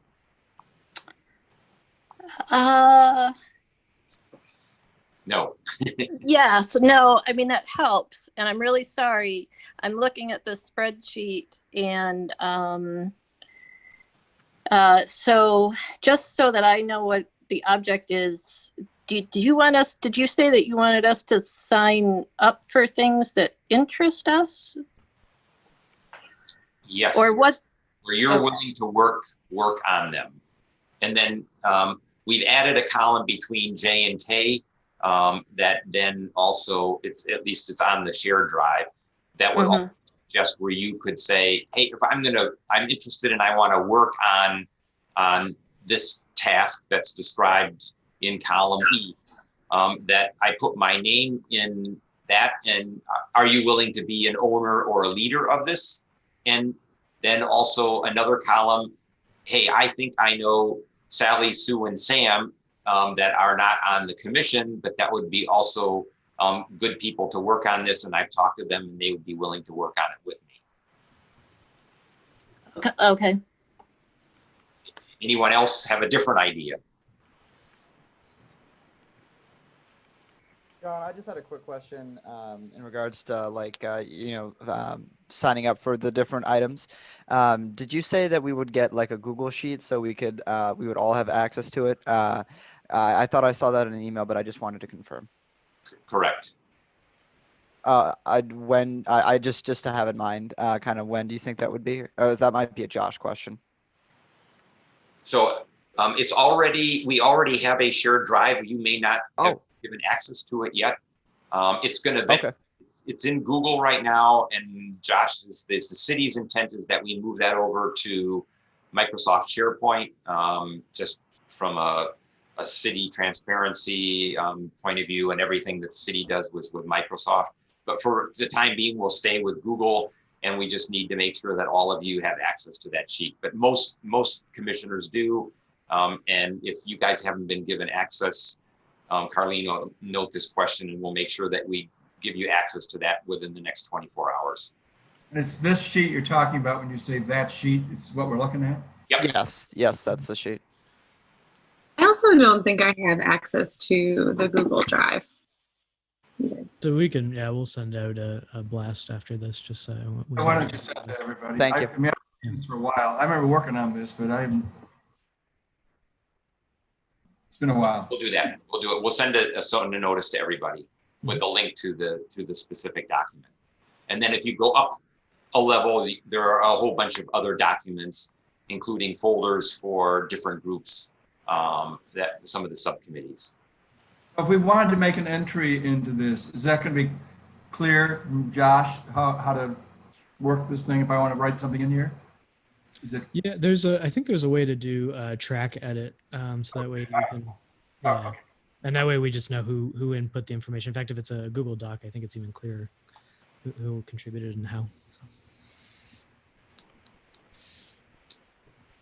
Okay, we're hopefully can move faster than this.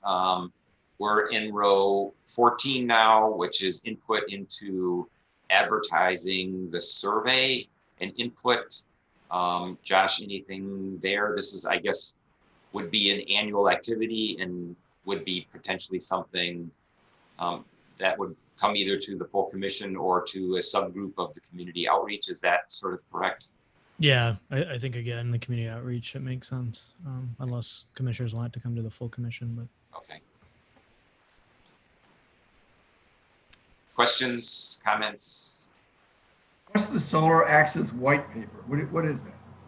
Share legal feedback? What legal feedback? Does the commission have that feedback? These are things that were imported from the old action item tracker that Shoshana did. And to be honest with you, I don't know. We were talking about line 16, Mark is. Yeah. And I'm trying to, it says I completed it, but I'm trying to remember exactly what that was that I completed. It's been a little while.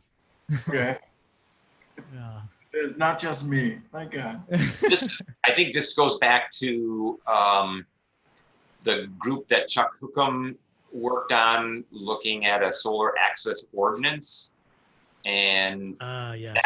that was basically the end for legal concerns. And that's why I think it's marked completed. And yeah. That's right, John. That's it. The details. That's exactly what it is. Yep. Thank you. Yeah. So that's what that was. I mean, if you want, John, we can also hide some of the complete. Yeah, we might do that. Yeah. So that way, it just it helps us go faster and doesn't confuse people. Yep. Good. Okay. So we're now row 19. Real quick, John, I just fired off an email with the link to the spreadsheet to our Energy Commission group. Okay, thank So you. those of you who don't get it, just let us know. Yeah, so let us know if you can't. Leave everyone editing privileges. Yep, great. So actually row 15, support public engagement and outreach. Josh will move this down to community outreach. Yep. And this is on, I guess, on an on-needed basis. So there's not a specific task that needs to be done starting this date and ending that date, right? It's just something. Yeah. Yeah. So there's quite a few of these that are just kind of broad. Yeah. Keeping it up, weaving it into the things we're doing, not so much a specific ask. But yeah. So row 19, action number 8. I don't really know that we need anybody else working on this. Carlene, do you want to comment on that rather than me? Once we get the dates for the for when the ordinance will have its first reading, and then in particular the second reading before the Energy Commission, we as in the Transportation Electrification Committee or group will be reaching out to the full Energy Commission requesting that you share with City Council your position on this and advocate for it. The more the better. That's pretty much it. It should be pretty straightforward at that point. Yeah, and hopefully by then we will have approved the resolution that we talked about earlier in the evening, which puts us on record as a commission and what the vote was. Can I ask a super basic question? Yeah. So I got the link that Carlene sent. Did you say row 19 or item 19? Well, I'm looking on the screen and it's row 19 and item number, in this case, number 8, action item number 8. Okay, for some reason my rows are not matching up to yours, but I'll figure it out. Thanks. Are you seeing what Josh is showing on the screen where he shared his screen? Well, that was really hard to look at, so I opened it on my computer and I'm looking at it on my computer, but on the computer the link is off by a row, but I'll figure it out. Okay, so yeah, it's in the column B action item number. Right now we're on number 8, and we'll just refer to it with those numbers going forward. Any other questions? I think that's pretty clear. Number 9, action item number 9. Support development of a comprehensive EV strategy. So there is a white paper that Emily Drennan worked on, and there's some also earlier versions that Charles Griffith did from the Ecology Center's perspective. So this is definitely a comprehensive task. It supports a whole lot of different A20 actions, as you can see here in column F. Anybody that's interested in working on this, jump on board. Comments or questions? Carlene? Yeah, it seems like this is maybe the overarching one that all the other transportation electrification ones probably fall under. Yeah, good point. Yep. So number 10, which would be, to Jay's point, a subset of number 9, the city foresees, and you can see in column F where it is, the creation of a bulk buy program, meaning a discount program where if the city works with a couple of retailers or suppliers, that if a certain number of units are sold, just like the Solarize program that Josh talked about earlier, you get enough people to put solar on your roof in your neighborhood, then you get a 10, 15, 20% discount. We would potentially do something like that with EVs, possibly linked to chargers, possibly linked to Mark's point, maybe even renewable energy if people put solar on their roof, and link that all together, and we get a discount. And that could also be electrification of bicycling. So potentially there's already one e-bike program, and that could be another. And you can see there's specific action items in the plan in column F that refer to that. Do people have questions for us on that, or do you know enough to be able to put your name in? Not really a question, just that pointing out that that's such a high on the prioritization matrix. And again, I'd say it's one that the Energy Commission is really well positioned to be helpful on. So. Agreed. Yeah, you look at those priorities, number 2, number 11, I mean, they're really high up. Okay, Josh, let's go down one. Public education for individuals and for large businesses. Anybody want to comment on this, Josh, or anyone else? So bulk buy is one thing, but another thing is how do we even just get people educated on EVs for themselves, for businesses and fleet conversions. And this is something that we probably need to talk about between the transportation electrification work and the community outreach group. But this is really the educational component. Things out like range anxiety, stuff like that. Where can you charge on a public charger if you don't have one in your home? All those kinds of educational components.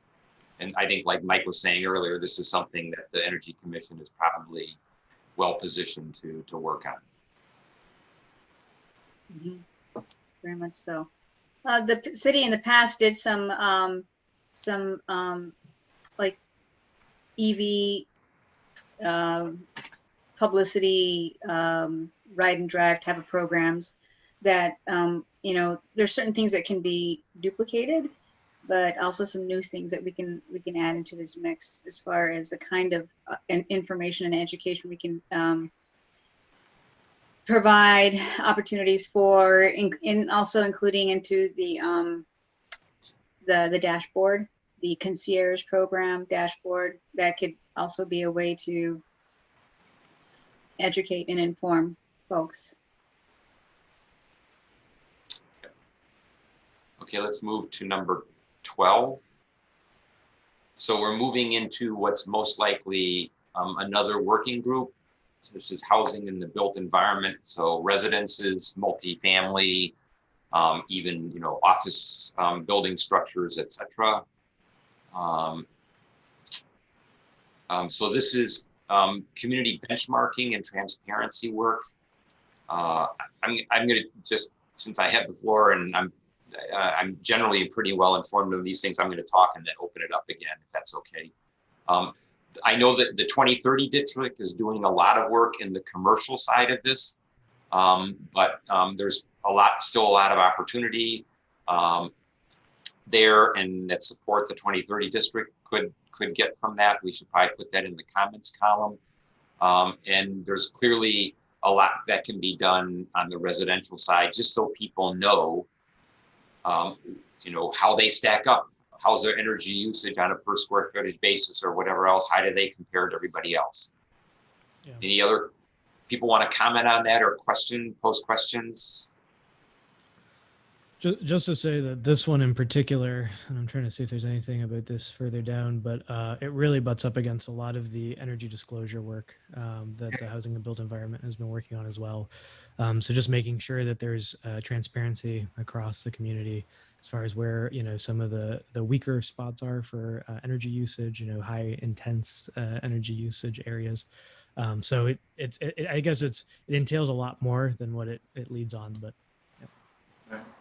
And there's in the end, there's a behavioral aspect that's linked to all this. So, the hope is that if people know how they benchmark, and maybe not even at aggregate level, but some tools even allow with access to smart meters and utility data and stuff, or even just looking at time of use, they can determine if it's a higher air conditioning load or whatever, to then get people to actually change their behaviors and act on it. So it's not just providing the data, it's how do you do it in a way that people then will act on it.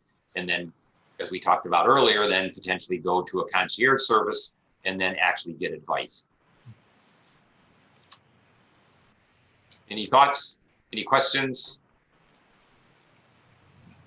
So the next item is 13.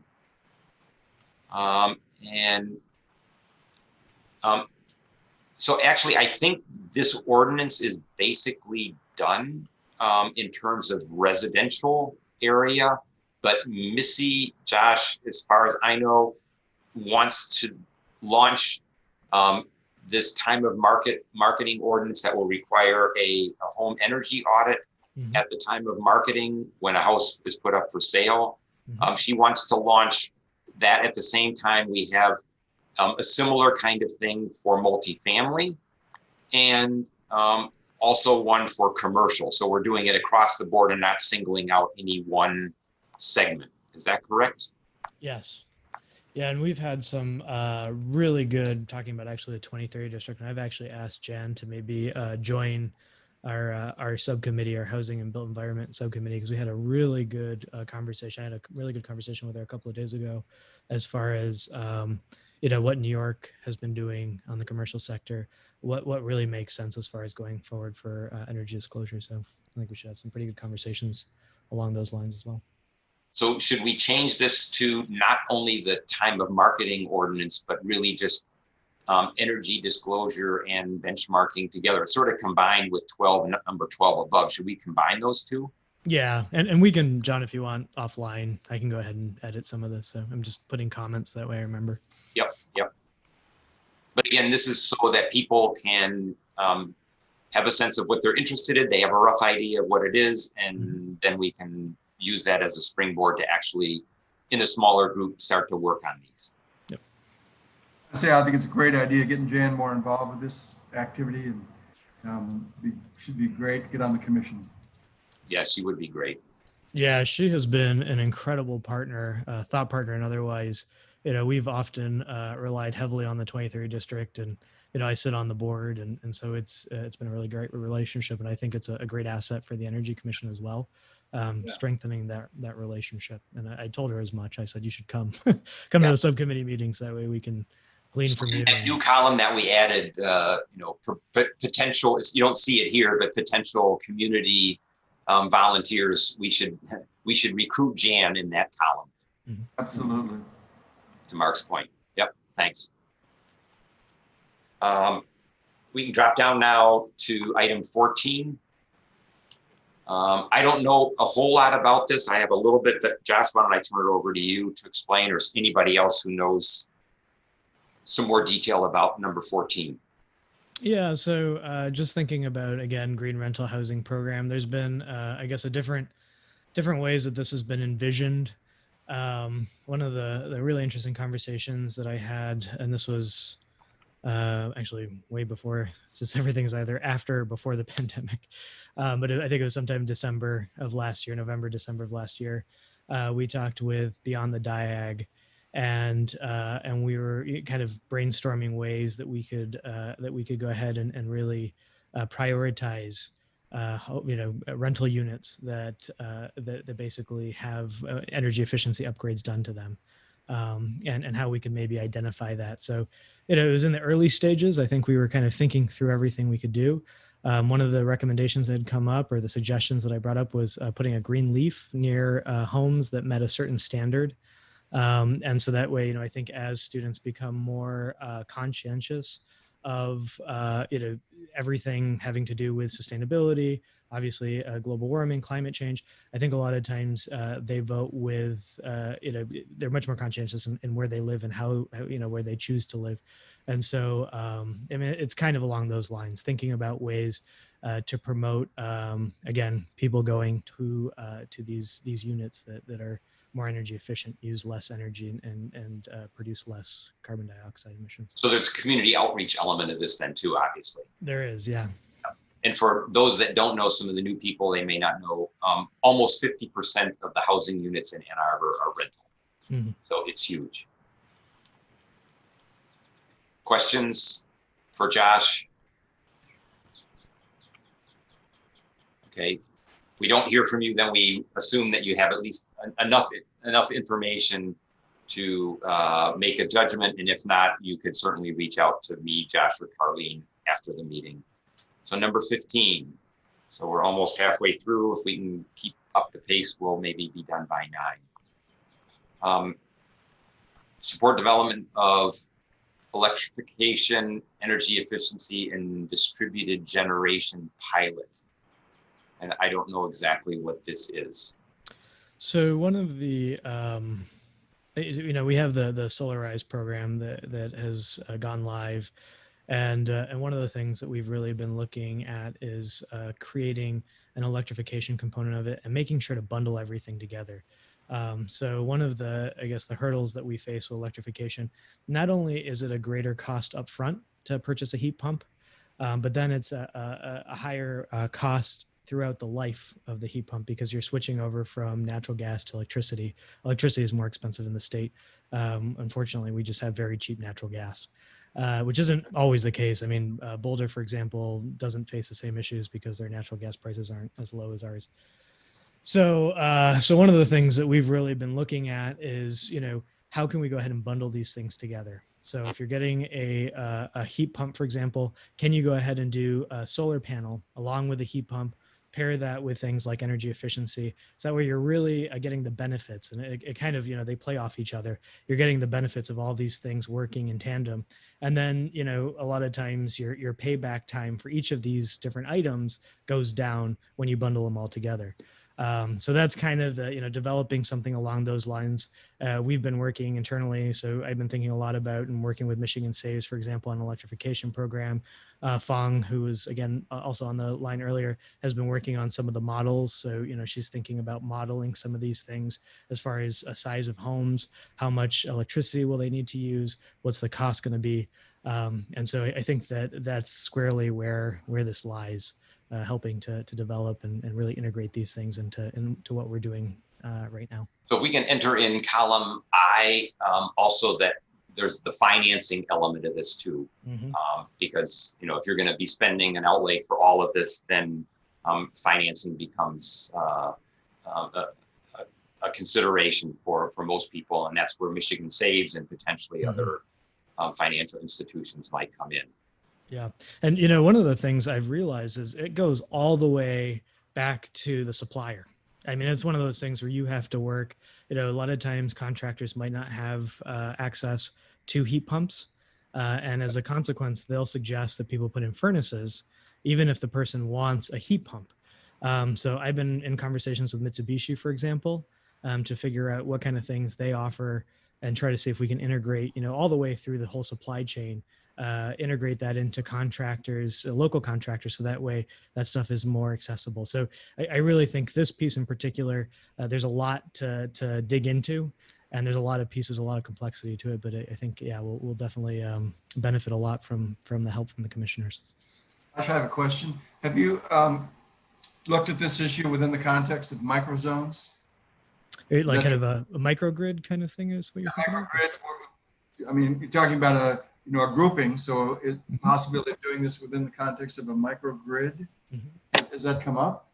Yeah, and we've always, I think we've always liked the idea of a microgrid. I think where there's kind of a resilience factor to it. So when we can do it with things like fire stations, we always try to see, existing microgrids, what can we add to it? I think it becomes a little bit more difficult when it comes to neighborhoods, just because of the whole DT question. And that's the challenge that we've often run into. But I love the idea. I mean, we should definitely think more about it. So I think Mark's point is, if legislation changes state law, that to enable microgrids, then microgrids would become an aspect, or just like we said with financing, microgrids could potentially become another element of this. Definitely. Or we take a project to the legislature and say, make an exception, or the Public Service Commission give us a one-time exception to do a demonstration project. You're calling this, you're calling it a demonstration, so let's step forward. I love the idea. Yeah, let's do it. Okay, next point, in the renewables group. I think this is really more something that we talked about earlier.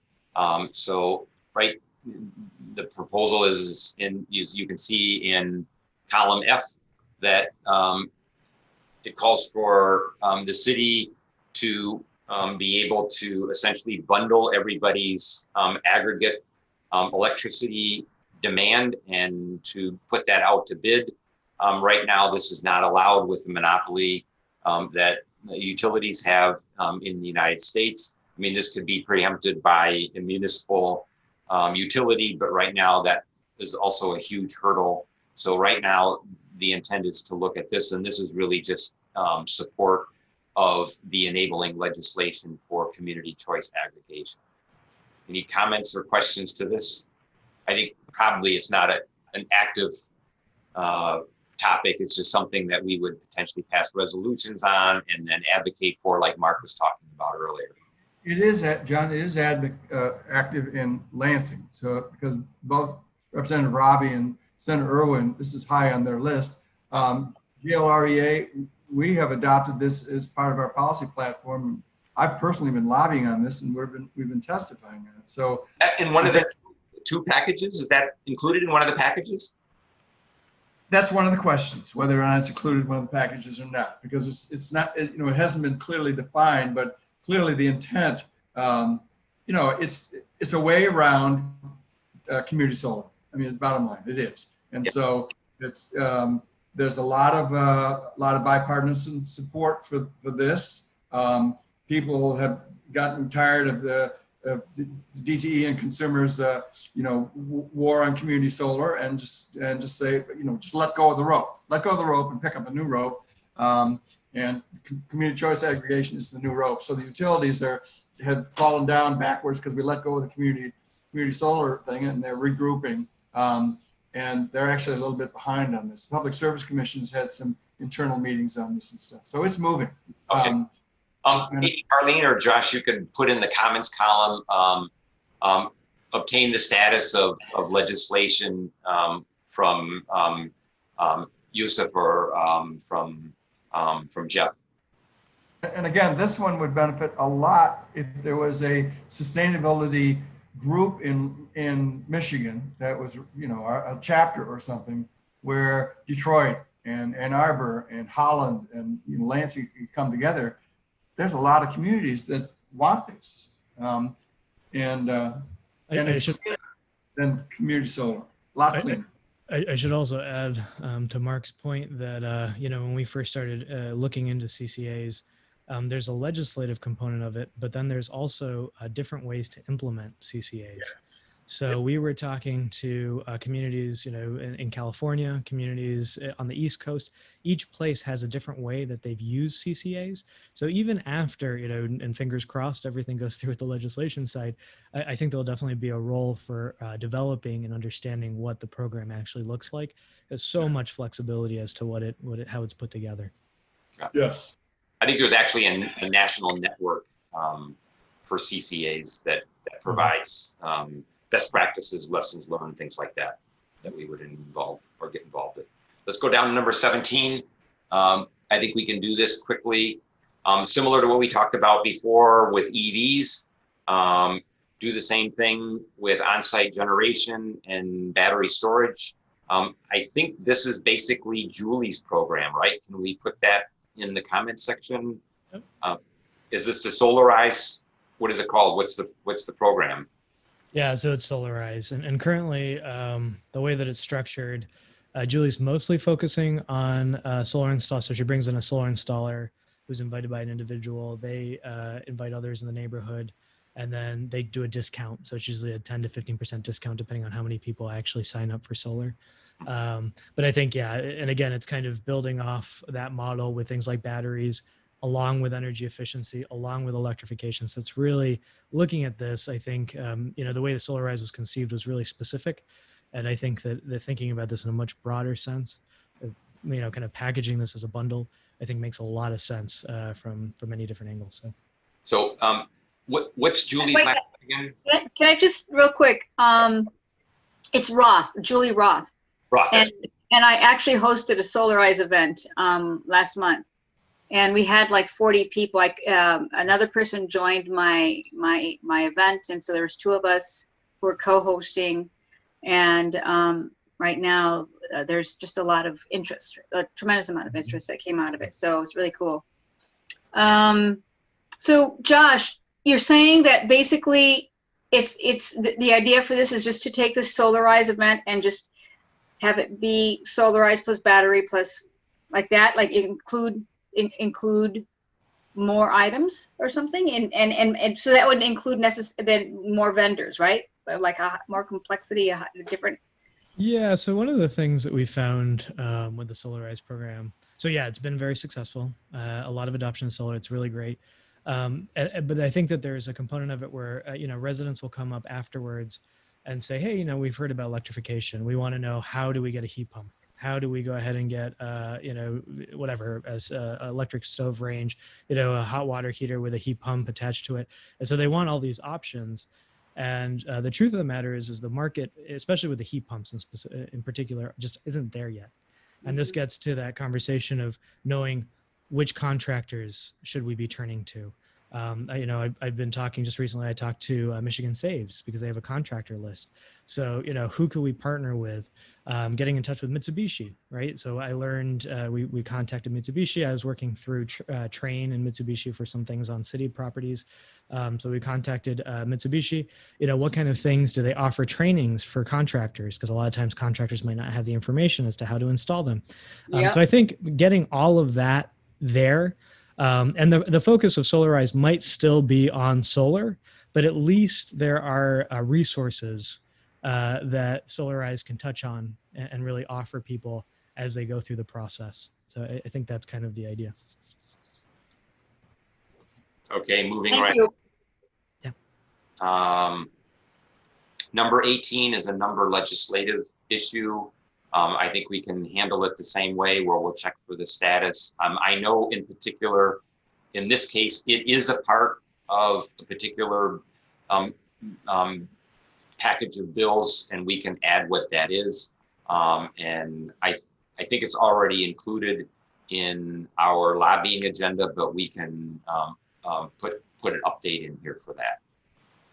Josh, on number 19 now, jumping down to that, is there really anything that the Renewables group can do? I mean, are there specific tasks from the city that can say, analyze this or advocate for that related to this? Or is this basically a project that is between the township, the city, and DTE, where the Energy Commission can't do a whole lot?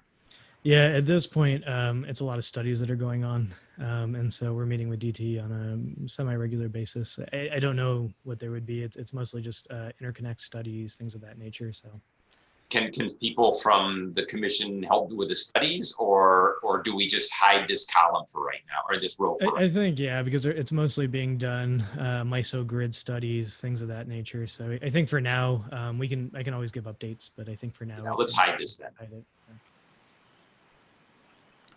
So the next item then is number 20. I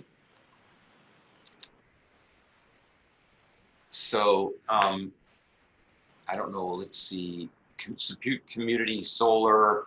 Well, the action item in the plan, 2.3 reads, support community electric vehicle and solar bike buys.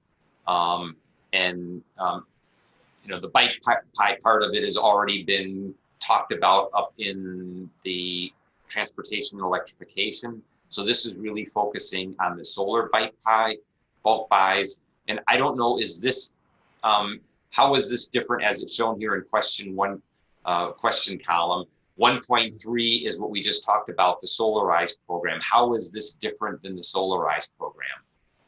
Yeah, and I don't really see it as different. I can ask if there was any intended difference, but I think it's all kind of the same, as, you know. So maybe we just combine those also then. Yeah. Okay. Let's do that. Maybe we make a note of that. There we go. Yeah. So down to 21. This is just something I moved down. I think we had it up above supporting the summit. Mm-hmm. So I don't know that we need to do anything there, unless somebody has another question or comment about it. 22, provide input into, okay, so this is again copied and simply moved down. I just did this, so we talked about that. And the same thing with 23. Again, if people have questions, speak up, but I think we covered it. 24, we talked about also. Outreach to schools. We're at action item number 25. And one question that I wanted to ask is, and Carlene, maybe you're best able to speak to this, but others certainly chime in, especially some of the school people that are, still the youth that are either in school or fresh out of school. Does it warrant having two different community outreach groups, or does it make sense that they're combined? And if there's a certain communication, then there's one strategy for schools and the public schools and students and their parents, and a slightly different strategy for outreach for the same messaging and the same topic to a different audience, an older audience or a multifamily audience. I'm wondering if it really makes sense that we break out schools from outreach in general. I don't know, how do other people feel? I think it should be its own, a standalone. I mean, what we're trying to get with schools, it's one, there's a whole different rate structure for schools, so it complicates things. But there are people who are employed by the school systems who are grappling with this too. And I guess my question is what can we do to empower them or enable them or something? And maybe it's, better understanding what it is we would like them to do. Do we really want solar on all the schools? Do we want curriculums in all the schools? Do we want the union to have a place in the schools to transition students through? Do we want special courses set up by the union to take students early on and start channeling them into these things? I mean, my answer to all of those is yes. So if those are the kinds of things we do, if we see the schools as an important part of A20, means we got to cut their energy load, provide renewables, and hopefully make them more effective as a vehicle to get the rest of society to do that too. Partner on that as well. So I think it's different from community groups. I think they're, we need. A good point. And I would add one other thing is we passed a $1 billion bond, and so the financing is there. And for all these other community outreach groups, there isn't a $1 billion bond or the equivalent. So that calls for a separate strategy probably. Carlene or anybody else, thoughts on that? It's definitely a more targeted group, and the wide variety of opportunity just within the district and the population as far as infrastructure, upgrades and modifications, opportunity for production of renewable energy combined with education and curriculum development. It's its own project. It's big enough, I think, that those people who really want to focus in on participating in, if they get selected to be part of the community support team, and though it would be good to keep it separately. Okay. Maybe Mark, you and Carlene and others can go in and under the comments section capture some of the points that we just talked about, making that argument, mention the bond, mention some of the other things that Mark talked about. I'm looking here at 26. Hey, John, I just wanted to add a brief note on the bond. Yeah, please. I know that they have not yet started bidding out the work yet for the construction for the buildings. I don't think it's going to be for some time yet for that, especially because of the reopening plan has taken up so much of the school board's time. But I don't know if we want to have some sort of, and this is something that we can add in the comments, some sort of like comments focus thing where we have members of the Energy Commission speak at the Ann Arbor School Board meeting, so that we're reinforcing the importance of sustainability and making sure they're not cutting any corners to save money on renewable where they're getting their energy from, as well as the efficiency of the buildings. So I think that might be worthwhile, but I can kind of let people know when that's getting close to passage in that type of stuff. Another thing we might do, Robert, is get someone like Emil Lozana to make a presentation to the Energy Commission. Maybe even devote a meeting to that, because it's so huge, and we would have a different perspective than him presenting to the school board or presenting to parents or something. We have a much more experienced knowledge set and things like that. So I think we should challenge him to come and lay out his plans. And it can be phased, and maybe we do this, once a year or something like that, because it's so important. Yeah, I mean, especially in this instance, I mean, we have one opportunity to get this right with the schools, because, I mean, this will be the buildings the school district relies on for the next 30 or 40 years. So, I mean, we got to make sure we get it right. Yeah, and we could get into this in detail, and I'd be glad to help out on it. But I think the schools are lacking targets and plans right now, and so I think there's a strong role for the Energy Commission to kind of bring that to light and help out in that situation. Yeah, I would definitely echo that, Josh. I know just from we've been, as a labor federation, we've been working with the schools on responsible contracting, and I know they've just, like, in regards to like all the other kind of peripheral things, labor issues, environmental issues, everything has just been pushed to the side with the reopening plan and executing that. So, especially in the next several months into the next year, that'll be a big thing for us to need to continue to keep on their agenda. Great points. So we already talked about the landfill solar project, item 26. We already talked about the strategy, number 27, and under 28. And then we'll also just take a few minutes to open up for other ideas. But on number 28, this is a new item. And in the 820 plan under 2.1, is electrification. And this is just one element of it, but Josh already talked about renewables and the RFP there. And it seems to me one huge project is basically, like almost everywhere else, everything is heated, water and air, with natural gas in all of our municipal buildings. And so the question is, what is the strategy for electrifying HVAC? Well, the AC side is typically electric, but it's the heating part that is, and so maybe we should all even here had hot water, because there obviously is hot water needs too. And so that's a huge project. And I don't know, Josh or anybody else want to comment on that? I have a question.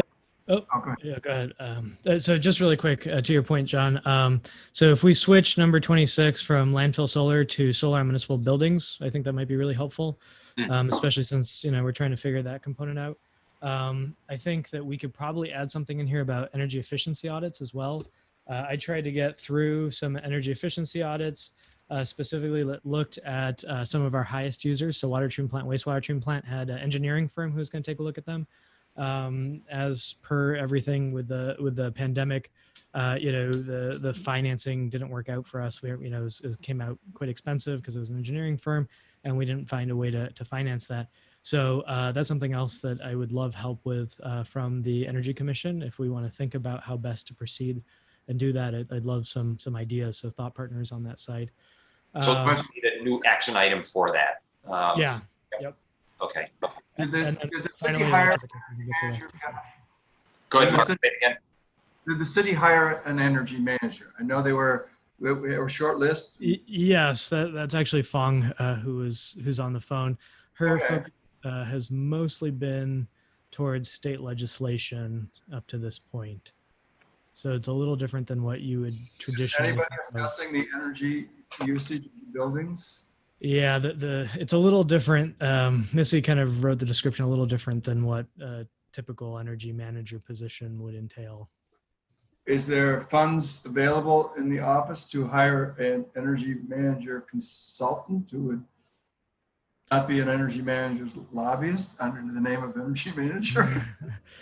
Yeah. So one of the things that we've looked at is first getting an inventory. So I guess to back up really quick, one of the main issues we have here at the city, and I've acknowledged this for a while now, there are a lot of Band-Aids.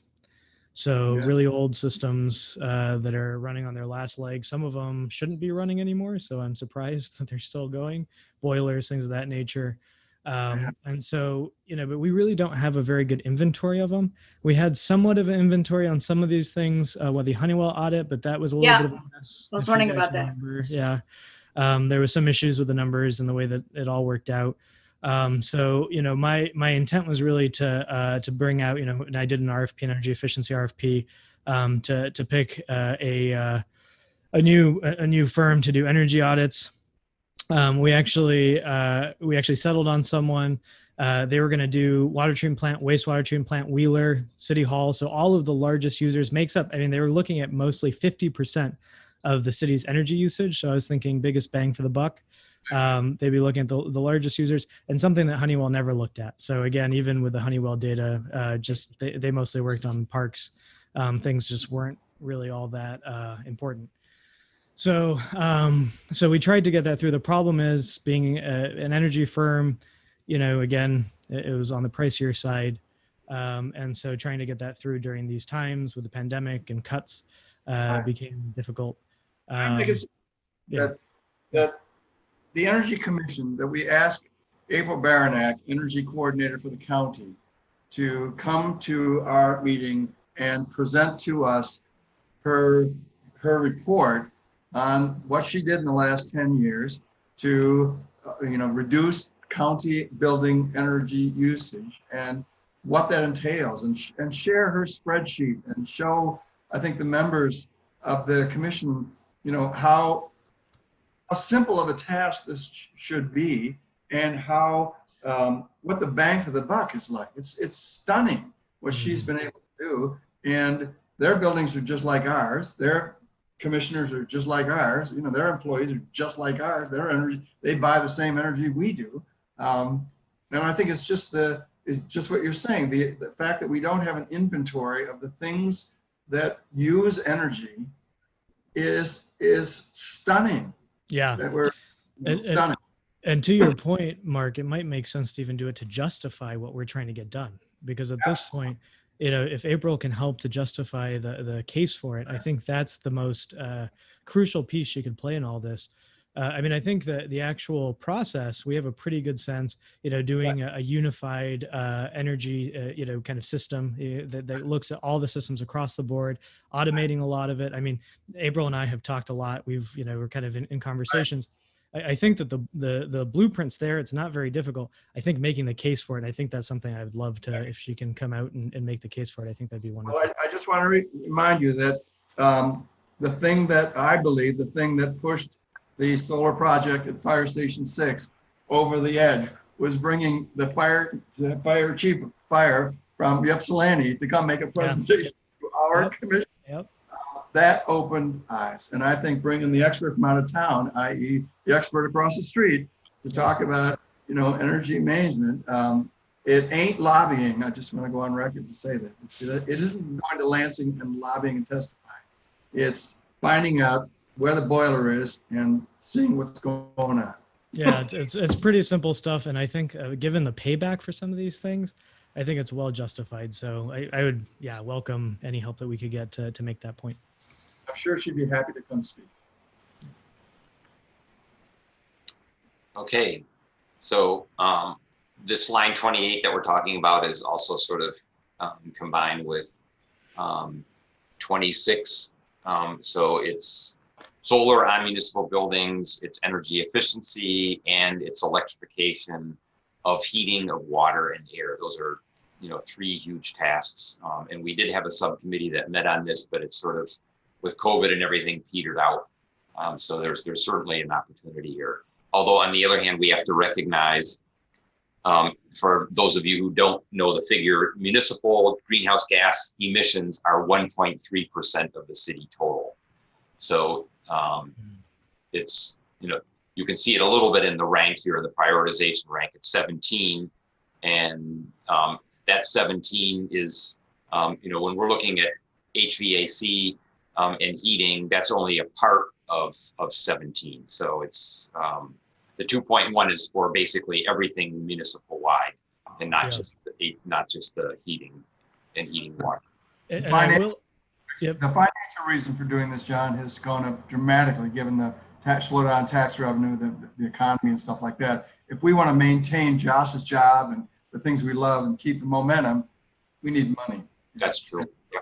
Even though I'll be honest with you. I think the money is there. I mean, if you're able to create, and I've talked to Missy about this, we have a revolving energy fund. If we use it the way that we're supposed to, we can really fund a lot of the stuff we're trying to get done. To another point, John, that you brought up as far as the small footprint of the city, I do see that obviously the city has a small footprint, but I do think in some ways, our community centers can be really great examples. And this gets to the Northside project for community members. I mean, when we have people coming to even our Solarize programs, if we could offer them an example of a heat pump working, where you say, go to this community center and we'll do, I'll personally do a tour to show you how all the pieces work and everything. I think that really helps. And one of the things we found even with solar, when community members are able to see it, touch it, feel it, get a sense for it, all of a sudden it goes from something that sometimes is very overwhelming to something that seems very doable. So I think that there is that leading by example. And I really do intend to make sure that the city is that example that others can follow. Yeah, that's a good point. That's exactly what I was going to say. Is just we need to lead by example for others to follow. Yep. Yeah, we can do that ourselves too, and that's also I think the neighborhood ambassador programs is people that have done this themselves are willing to be ambassadors for their neighborhood or their ward or even citywide potentially. So we've worked through the list, and it's about 13 or so to 9 o'clock. What questions do people have? What have we missed? Even if you don't bring it up now, that doesn't mean that you can't create a line item up here and suggest, hey, I think we should do X. John, for everybody's, go ahead, Jay. As I said, the funding ideas that I kind of mentioned in the past and reached out to Missy about. you're in your email. Yep. Yep. So you can Okay, add. put them in here. Cool. Yeah, and if Zach, if you want to, or Jay, if you want to go ahead and edit, I'll just. Yep, I can elaborate. I'll put Jay here. There we go. Yep. Yep. Okay. I'd like to add something on environmental justice. It drives me nuts that we don't have African American representation on this commission. I know that we've had sustainability meetings. I've seen African Americans at those meetings. I know that Missy has been in touch with them and stuff. We need to bring that perspective closer to us to help us understand the things we may not be seeing, like our biases.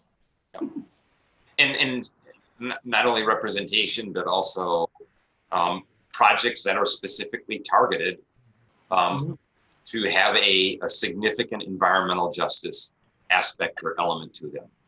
Yeah. And I agree with Mark. Mark, some of you may have missed it at the very beginning. Mark brought it up before we really got the meeting going. Well, I guess that's what the meeting was going. So yeah, we do need projects addressing that. Other people's comments, questions?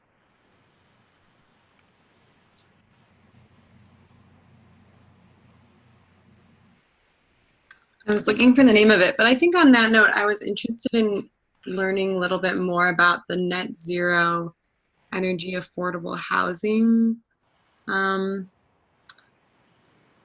priority, I guess. I don't know what they're called. And if that is one that could fit into any of these or be worked on, or what has been done with it. So there was there's been some work. I did a kind of a SketchUp of a net zero home Broadway for some of the housing commission sites. The idea being that a lot of times the housing commission pays for the energy bills, and so if we can go ahead and reduce those energy bills, higher upfront cost obviously to install things like solar, but with quicker paybacks if you're able to bundle these things like I was saying earlier with heat pumps, things like that, energy efficiency upgrades. We were able to get the bills quite low.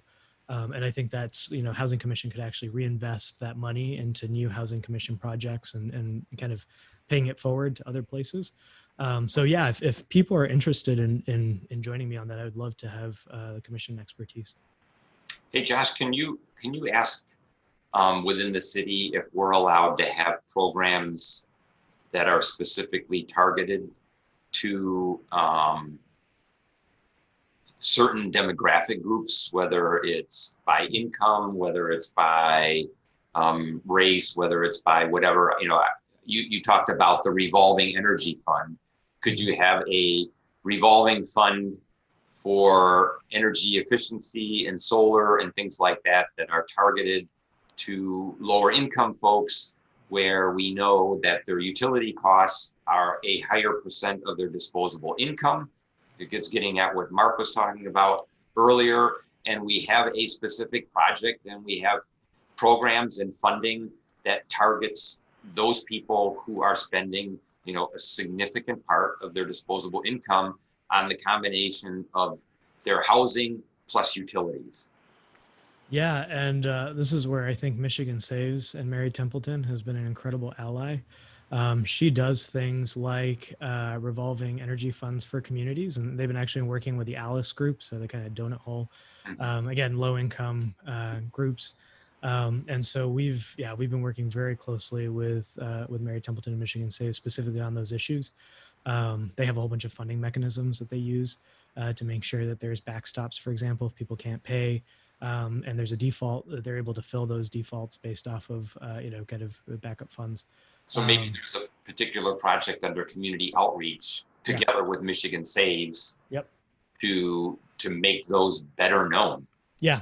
Yeah. And I think even developing, because that's Mary really, we have a very good relationship with Michigan Saves, and Mary turned to us to really figure out, they're trying to develop these programs. So even the actual developing of the program implementation, I think that's a great idea. Okay. So let's do. So you guys are tired of hearing me. I want to hear from you. Thoughts from Julian, Noah, Larry. You guys have yet to speak up. Do you have any particular things that you want to say now, or again, feel like you can go in here and put your thoughts in? But I want to call on you to see if there's any questions you have or thoughts. Everybody, really. I actually did have one question.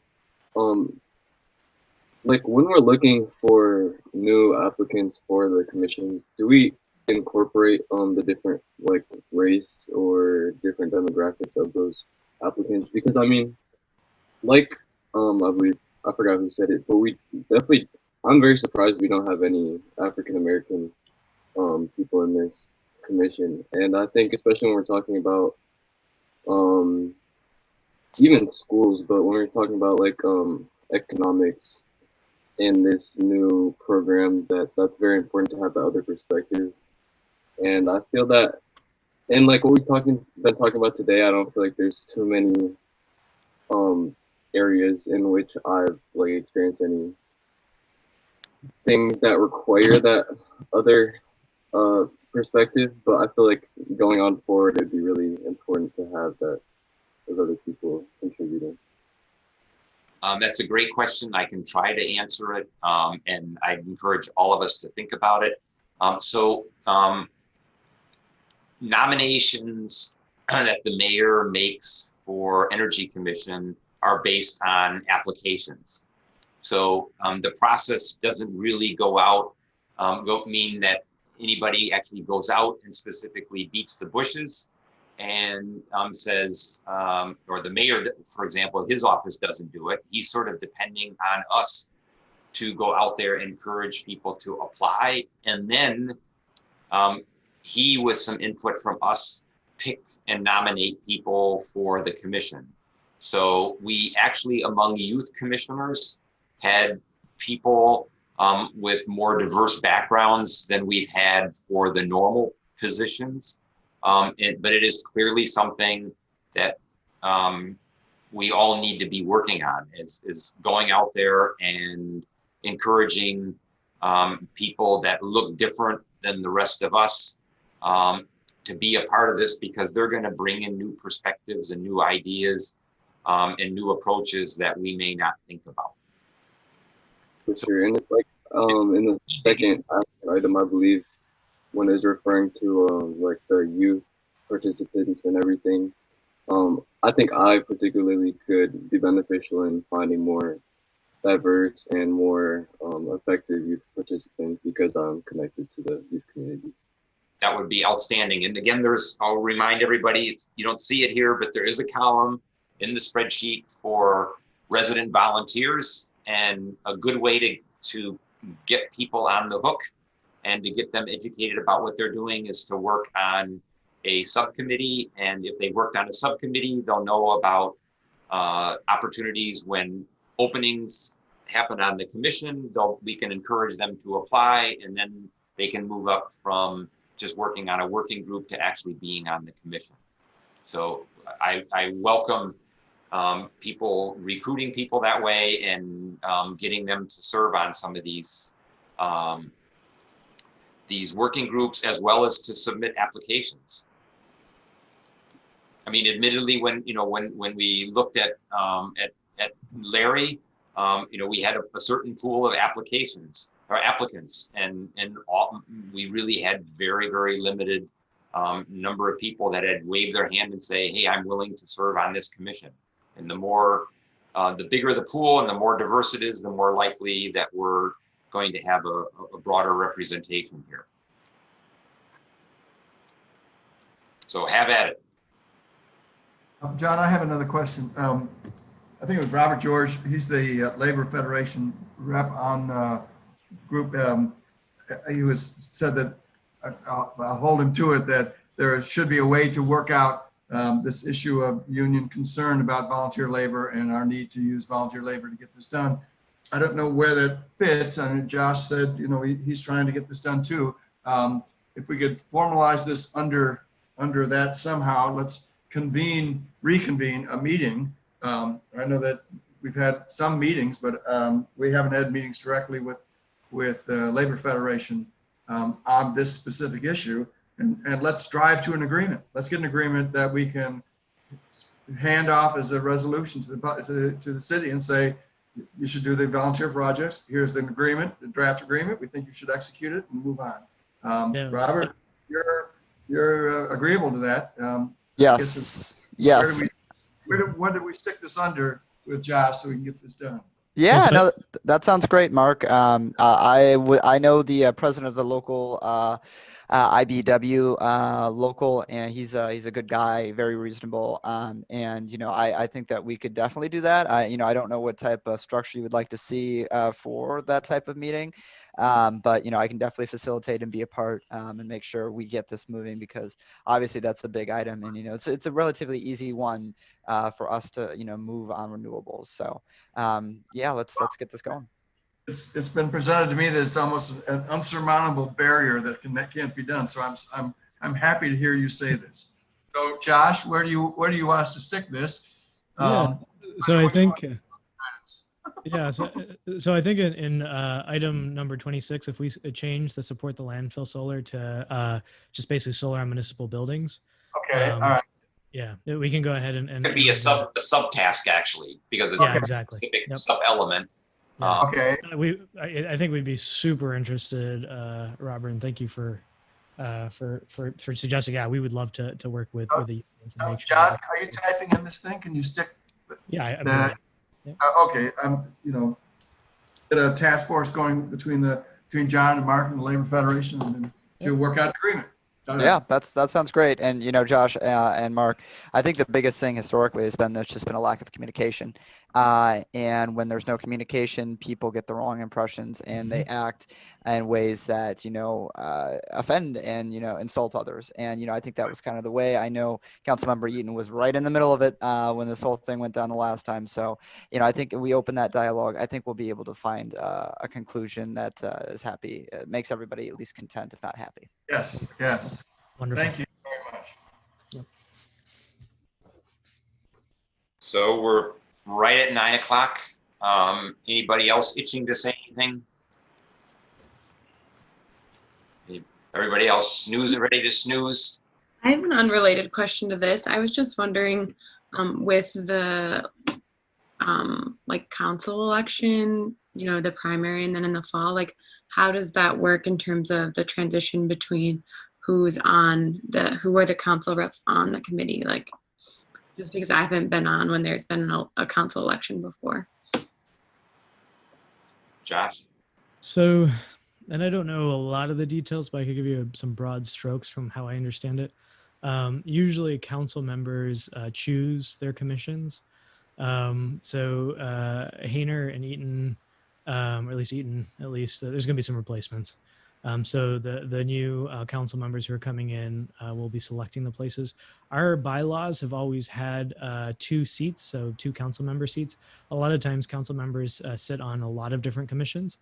But I think, as the new council members come in, we'll start knowing who has selected us, I guess, as the next council member representatives. Josh, they're sworn in right after the general election, right, in November? Yep. So, that won't be their first priority, but by January, we might expect, certainly we'll have one new council member, and depending on Jeff's desires, he may say, I want to switch to another one. So we would expect by January to have at least one, possibly 2 new council members on the commission. Mm-hmm. Was that your question, Ember? Yeah.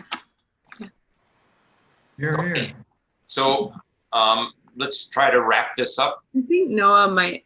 Oh, Noah, did you have something? Yeah, sorry. I just wanted a quick question. I'm interested in Jay's suggestion about the funding. I'm just wondering where we stand with our current funding. I know we had that millage, and then there was this sort of agreement that we were going to use a portion of that towards energy and sustainability issues. But my understanding is that's not committed. That has to come up every year, and a new council could take that away any year going forward. Is that our understanding of how it works? So, and if others know more, please chime in. from my understanding of it, the new council members who are coming in are pretty supportive of the things that we're trying to get done. It was much more at risk in the past. We had thought once the millage had been allocated to us that was it, but there was some signs that there was going to be some challenges in the future. But because of the elections, it seems like that might not be as relevant.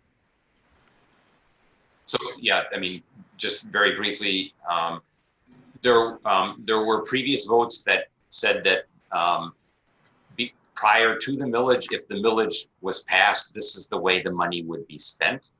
But with the changeover in the council, there were 2 votes to try to overturn that. And you may recall that the mayor vetoed that. That could happen again. But as Josh mentioned, it seems that with new council people that being seated, it's unlikely to change it, not just from the energy and greenhouse gas or climate perspective, but also affordable housing and pedestrian and biking safety. So it's possible, but probably not probable in the next couple of years, but it could change again. So yeah, we're getting roughly $880,000 a year from that millage rebate. Sorry, go ahead. Just to say, is there a mechanism of transparency of how that money is being spent and what the outcomes are? Yeah, we can always have Missy come and do a presentation. So she's the one who mostly does the budget allocation side of things. I think it's basically just going into OSI's budget, isn't it? I mean, it's yeah. Yep. And then how it's spent is maybe then, like Jeff said, something we can ask Missy to give us some insight into.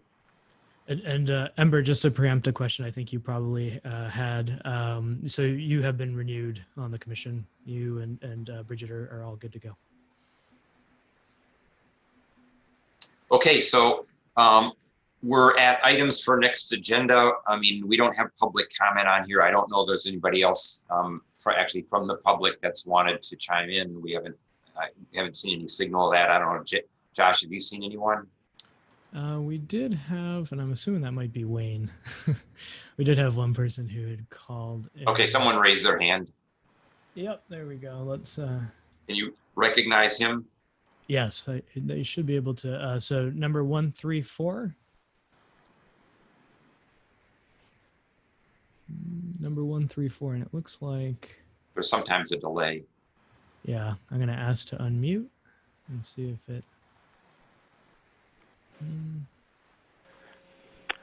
Hello, this is Ken Garber. I live at 28 Haverhill Court. Go ahead. Yes, thanks, Chair Mirsky. Thank you all for your hard work. There's a lot on your plate, but let me just lend some urgency. After a brief dip, global emissions are again on the rise. Local emissions are way up too. It's obvious to anyone that's been out biking on our roads. It's scary out there once again. Since March, when Commission last met in person, the city has emitted roughly 900,000 metric tons CO2 equivalent greenhouse gases. That doesn't include Scope 3 emissions.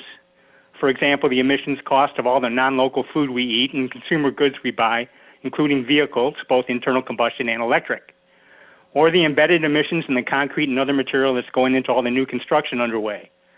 My point is that our city is back to emitting as usual, and the global consequences of our failure are obvious. Just since May, we've had a record heat wave in Siberia with fires and melted permafrost. In Canada, the country's last ice shelf collapsed, and 1/4 of Bangladesh was inundated after a massive rainfall event, causing several hundred deaths, mostly children. It's our local emissions, as much as any, causing this suffering. The average American puts out 33 times more CO2 than the average Bengali. And as inventor Saul Griffith points out, we don't have 10 years to cut our emissions to keep global heating down to 1.5 degrees Celsius. The IPCC's SR18 report was widely misreported. It doesn't give us 11 years. Because of so-called committed emissions, the emissions already built into the machinery that powers our world, we have 0 years to slash emissions. 2 degrees Celsius is probably baked in. To quote Griffith, we need 100% adoption of the correct carbonless technology at every purchasing decision, starting this year. That means every new car needs to be electric, every heating system and HVAC system needs to be heat pump driven. It means every piece of generating capacity needs to be nuclear, wind, solar, or carbonless. Normal market rules can't apply. Commissioner Cleavey made much the same point tonight. Just as the normal market rules don't apply in our situation, neither does the normal pacing of city government, as Commissioner Mirsky pointed out. We need bold moves, and we need them now. The normal adoption curve for policy change in government doesn't get us to our 820 target or to any world we would want to live in. Because we've avoided meaningful action for so long, we must do everything more or less at once. This seems hopeless because if we didn't take action when it was easy, it's far less likely we'll act now when it's really, really hard. And speaking directly to new commissioners George and Singleton, it's my personal shame that my generation, through our conscious inaction over the last 30 years, is directly responsible for the mess you've inherited. You have every right to be angry with us. Please hold our feet to the fire when it comes to taking real action. Hey. Thank you for that. Thank you. Thank you, Ken. And we need, Ken's been really good about saying this at planning commission meetings, at environmental commission meetings, at energy commission meetings, and we need to constantly remind ourselves of this. And we also need to model these behaviors as well, not just ask it of everybody else. So thanks. Josh, anybody else? Any other raised hands? So just, I think that's it, yeah. Two last points then before adjournment.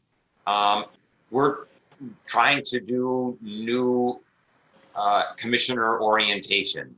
And one of the things that we wanted to do, I sent out an email indicating that we want to do that. We have it scheduled for the 20th for Julian, Robert, and for Larry.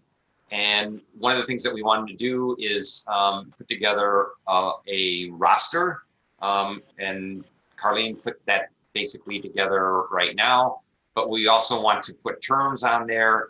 Some of this we should be able to just pull from the city, but the last thing is, and that's a request of you, is that you give us a short bio. And I don't necessarily expect they're going to read every single bio, all 15 or whatever of us it might be, but it's a nice handy thing to refer back to. And it'll also hopefully, like the icebreaker that we had from Carlene, will help us to get to know each other a little bit better and to help us work together as a team. So a reminder to send in your bios. You can send them to me and to Josh and Carlene. And then the last item is, other than this task, what would people like to see for the next meeting or for the next couple of meetings? Because sometimes it's important to plan out a meeting or two. So raise your hands or just speak out if you have something that you'd like us to add to the agenda going forward.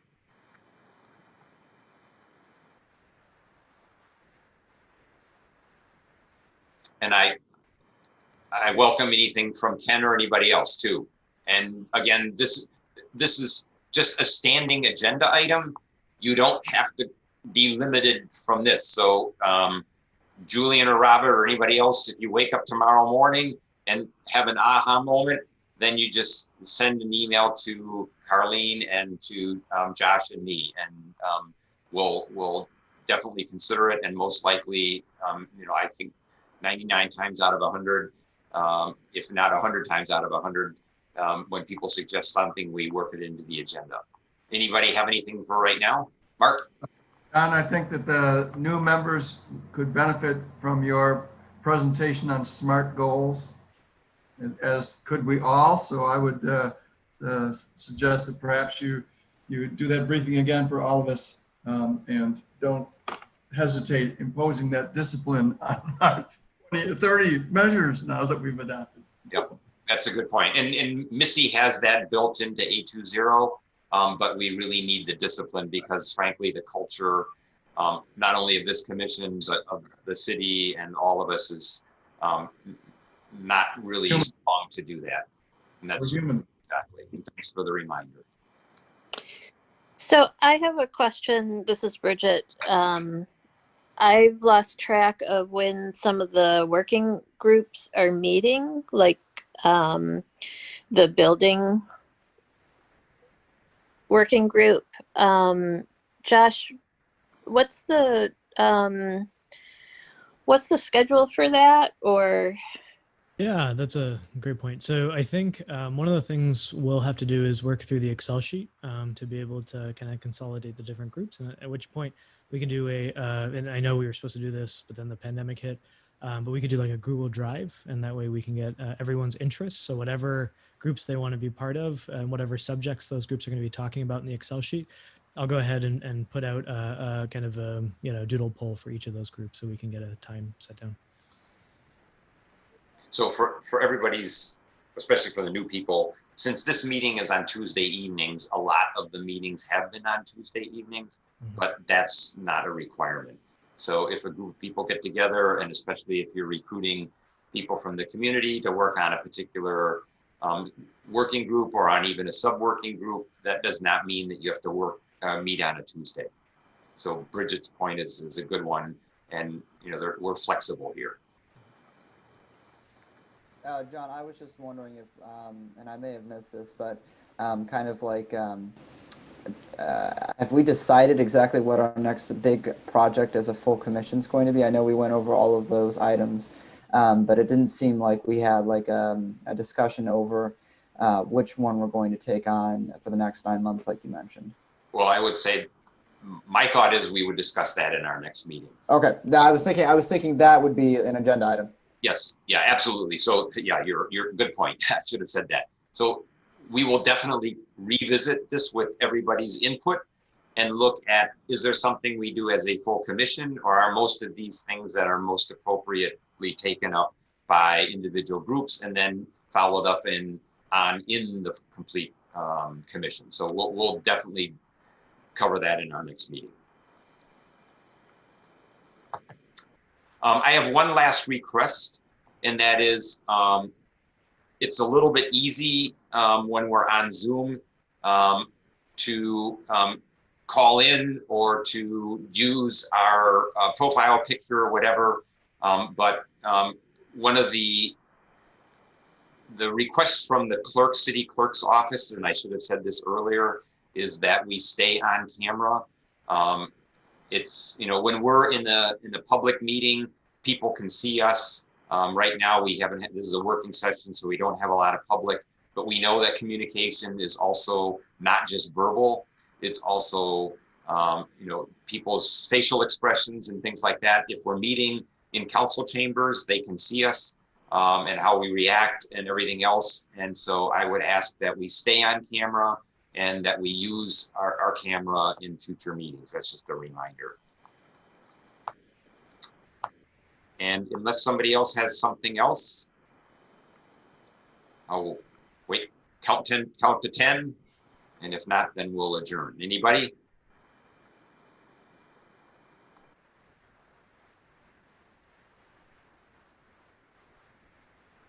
I'm a slow counter. Okay. This Energy Commission meeting is adjourned. It's 9:16 p.m. Thank you for your dedication, but as Ken pointed out, we really probably need a lot more meetings like this, maybe hopefully more efficient, but where we'll really have our noses to the grindstone and recognize what we need to accomplish, because we have a huge challenge. So thanks everybody.